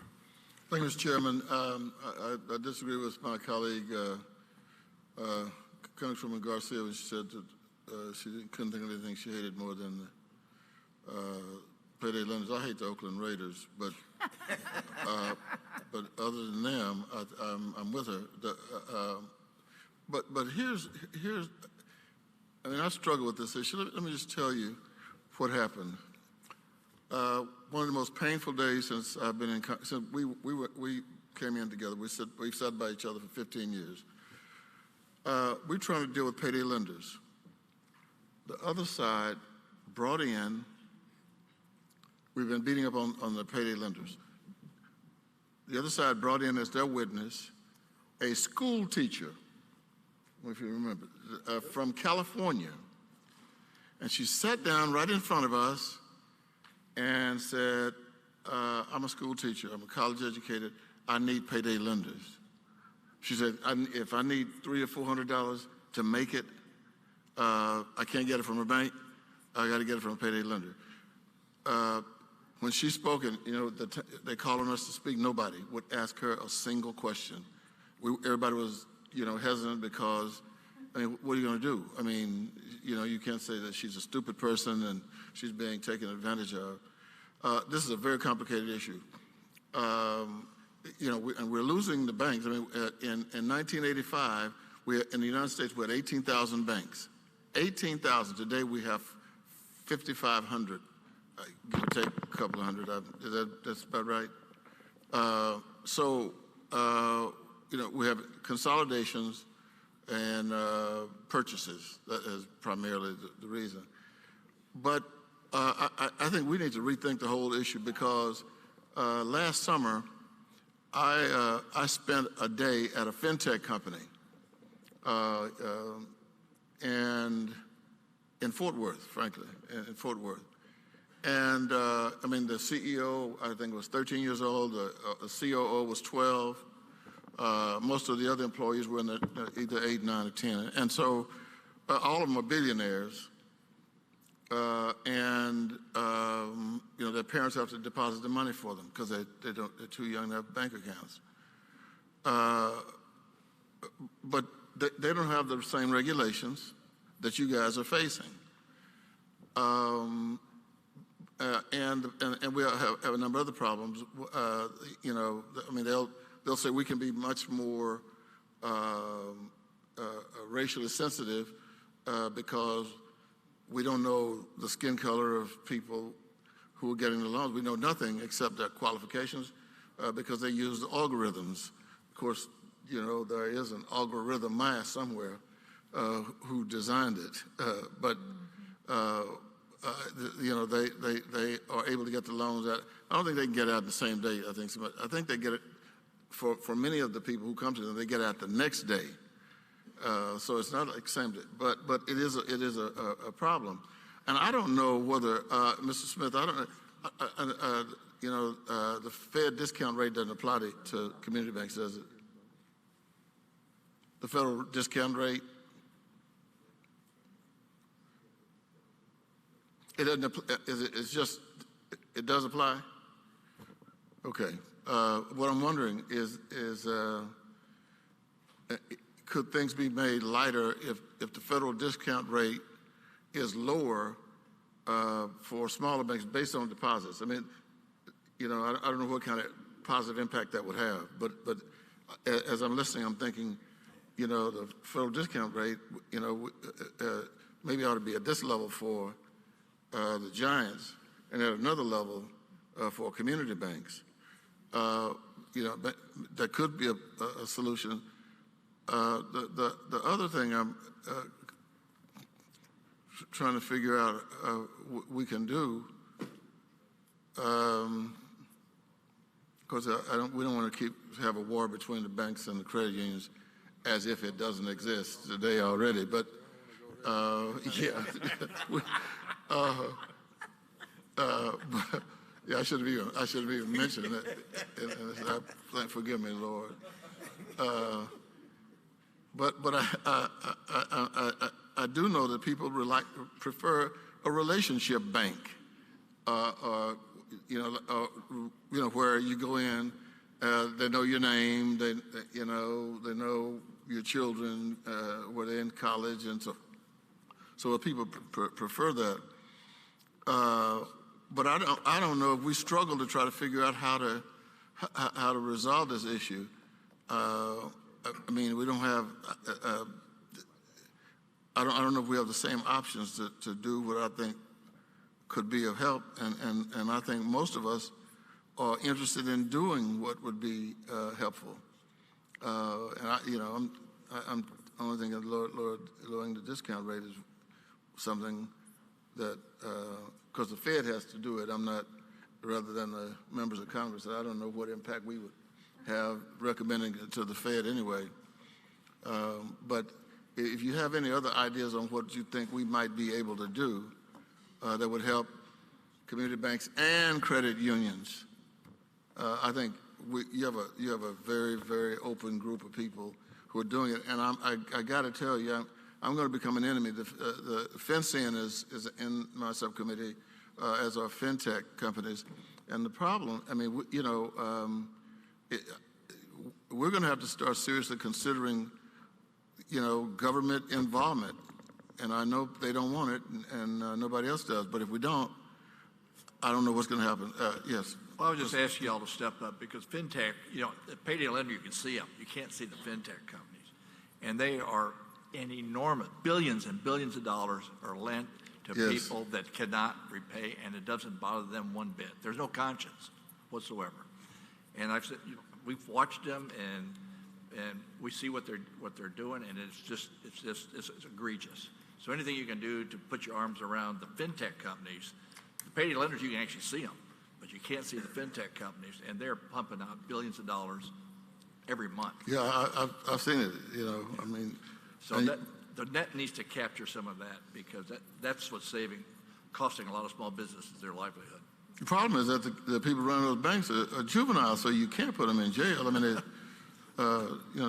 I've never seen one yet over 15 years old, but and just so the people out there know, I'm kind of adding a little to it. That I'm just saying they're usually very young people, and they come up with this new technology, and they're getting rich by the second.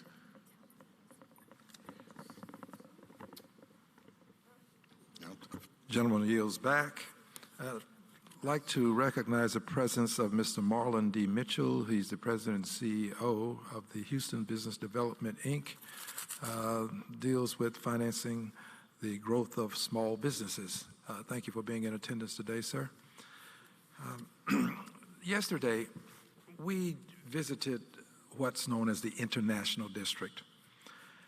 And we went there because within about a 1 mile radius, we have about 10 small banks and some large banks too. But we have these banks that have all found reason to be located within a stone's throw of each other. And in visiting with the various CEOs, presidents, we discovered something that I found quite intriguing. A business model has developed such that the bank will purchase land and build a facility. The first floor belongs to the bank. Floors above the first floor are sold to business people with a fee simple, such that these others, let's say 9 floors, 9 stories above, they tend to cover a lot of the cost that the bank has in initiating its entree into banking. We talked to a realtor who has purchased with fee simple on one of the floors, and these bankers are acquiring funds from the sale of these upper floors before they build a building, because they get commitments for the purchase with a fee simple, meaning they literally own that space that they're in. Tell me about this model in terms of how it can work in other communities. I need to add one additional thing. They have funded the businesses around the bank, and they pointed out specific businesses that they have funded that you can see from the bank. They chose an area. They are lending to small businesses. The small businesses are creating the jobs that Mr. Meeks talks about, this circle of inclusivity. That model seems to work quite well for the International District. So let's start with whomever would like to be first. We have bankers here. We have others that can help us. Who'd like to respond and give a comment on the model? Mr. Linder, do you want to start with this? Are you familiar with the model? Yes, I am. What I would tell you, and we've done this before, is partner with banks that want to do that and help the small businesses with financing as well. So there's some partnership opportunities between organizations like us and banks that are motivated to help small businesses, where they lend to them if they can, or if they cannot, then we can probably lend to them. So I think it's a great opportunity, quite frankly. Mr. Park, you're about to open a bank, if it's God's will, and I pray that you will. Forgive me for using a word that I'm very comfortable with, that some are not, but let me ask you, does your business model include something similar to what I've just explained? Yes, exactly. Would you, the microphone, please? Tell us how that business model will help you to get your bank off the ground. At this moment, I cannot follow the model exactly, Mr. Chairman, you pointed, but as soon as we settle down, I have an idea and a strategy plan to follow 10 models. And also, I know what... Let me do this to prevent you from saying something that you shouldn't say. Rather than comment on your specific entity, just tell us how that model has worked. You have some knowledge of how it can work. So just tell us about the model in general, if you would. Okay.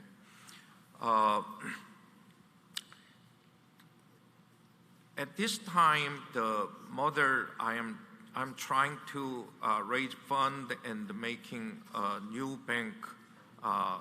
It is very difficult to raise capital, but I don't have choice with my investors who will make it. But because even though we tried to get some support, financial support from other institutional fund company or whoever, does not work out. So this time we'll make it. However, when we get some significant asset, $300-400 million within next 3-4 years, and then that Mr. Chairman, you brought the model is very attractive, and some in minority groups, some banks, as you pointed, very successful. In the beginning, many community people not really agreed to that kind of models, but a local CEO initiated and very successful. So at this time, people knows in the community that model is very good. So when bank initiate that, people, a lot of people will join, and I think the bank, and when actually a bank get into a building, many other businesses automatically in. Let me intercede and ask this question, if I may, Mr. Park. Is it true that when you use this paradigm, this model, that the bank will finance the loan that is made to the business that desires to purchase the fee simple property within the bank's structure, that building that we're talking about? Has that been your experience? Have you seen this occur where the bank finances a loan so that the business that's buying the property has a loan with the bank that happens to be on the first floor of the facility? In my banking experience, I haven't done exactly that, but I saw a couple very successful examples recently. So in the near future, I want to follow that model exactly. Okay. Well, thank you very much. Mr. Smith, can you comment on the model, please? Yes, sir, Mr. Chairman. I've been financing fee simple condo projects since the 80s. Whether the model is successful or not really depends on the cost and what the long-term costs are of the project. But we've had very successful ones in bankings, and we've had some not so successful ones that I've seen. As far as the bank owning the property initially and then selling off floors or space above it, I think that could be done, but I think you have a lot of disclosure issues that you're going to have to go through to do that. One of the things I would worry about as a CEO of a bank would be, am I selling the second floor to one of my better customers who already has loans with me? And did I make that conditional that they buy this second floor so that they could continue that relationship? I mean, there's issues here that you would have to really cover. Well, it seems to me that good lawyers can be a benefit. That's right. And that's right. Apparently, there are good lawyers out there, because we visited banks yesterday that have been successful with the model. Well, we're going to look into it. Well, I can point you in the direction of a bank that exists, that has used the model successfully, and according to what we were told, they don't have problems with the OCC. They're complying with CRA. This model seems to be one that was imported from Taiwan, maybe China, but it's something that originated elsewhere, such that you literally sell what is the equivalent of a condominium to a business in the same building the bank is in, and you have an HOA. It seems to work. Mr. Johnson, please. Chairman, it's an excellent model. I think it works extremely well. You see it a lot in terms of in the medical area. You see quite a few office condos that a medical organization will design a building and then be the principal owner of that building and then sell condos. They create a organization to actually manage it. They generally are the general partner in that type of a deal. But it's an excellent model, and I agree with you. I think it could work with banks. And Mr. Smith, I'd love to show you a potential project in the Missouri City area that could work for Unity Bank. All right, Mr. Johnson, one more question, and then Ms. Pena, I have one for you as well. Ms. Johnson, when we had an opportunity to visit Corinthian Point, we saw some 300 plus homes that were constructed. What was that number again, please? It was 300 and, I'm sorry, it was 434. 434. And you explained that the actual cost of the homes now, they're valued at what amount would you estimate, please? In the initial development, the homes were, the starting sales price were in the $80,000 to $120,000, $130,000 price range. This was approximately 15 years ago. Now those homes are in the estimated value of $150,000 to $190,000. And so they've appreciated in the value over the last few years. And I'm going to have to apologize. I do have some members who will have to depart. Ms. Pena, I humbly apologize to you. I wanted to say more, get more information, but suffice it to say, you started this with a not-for-profit of some sort, did you not, Mr. Johnson? Yes. The owners created which was called the Pyramid Residential CDC. And that was the developer for the project. The project we created a tax increment reinvestment zone for that section of the development. And that provided the funding for the infrastructure of for the development of the homes. The home sold was the fastest selling subdivision in the city of Houston in the year 2004, 2005. So it was a very, very big success. And what's the worth of that project currently? The in entire rough project, numbers? as of last year, has a worth of $178 million. 170 billion? Approximately. Okay, thank you very much. I wanted to get that on the record of what a community development corporation, some sort of not-for-profit, can do to enhance the value of the community, improve the lives of the people, create jobs. The spin-off from what you have done is remarkable, and I want to compliment you. At this time, friends, I have to thank the witnesses for their testimony and for devoting the time and resources to travel here and share their experiences with us. Your testimony today has helped to advance the important work of the Subcommittee on Oversight and Investigations. The Chair notes that some members may have additional questions for this panel, which they may wish to submit in writing.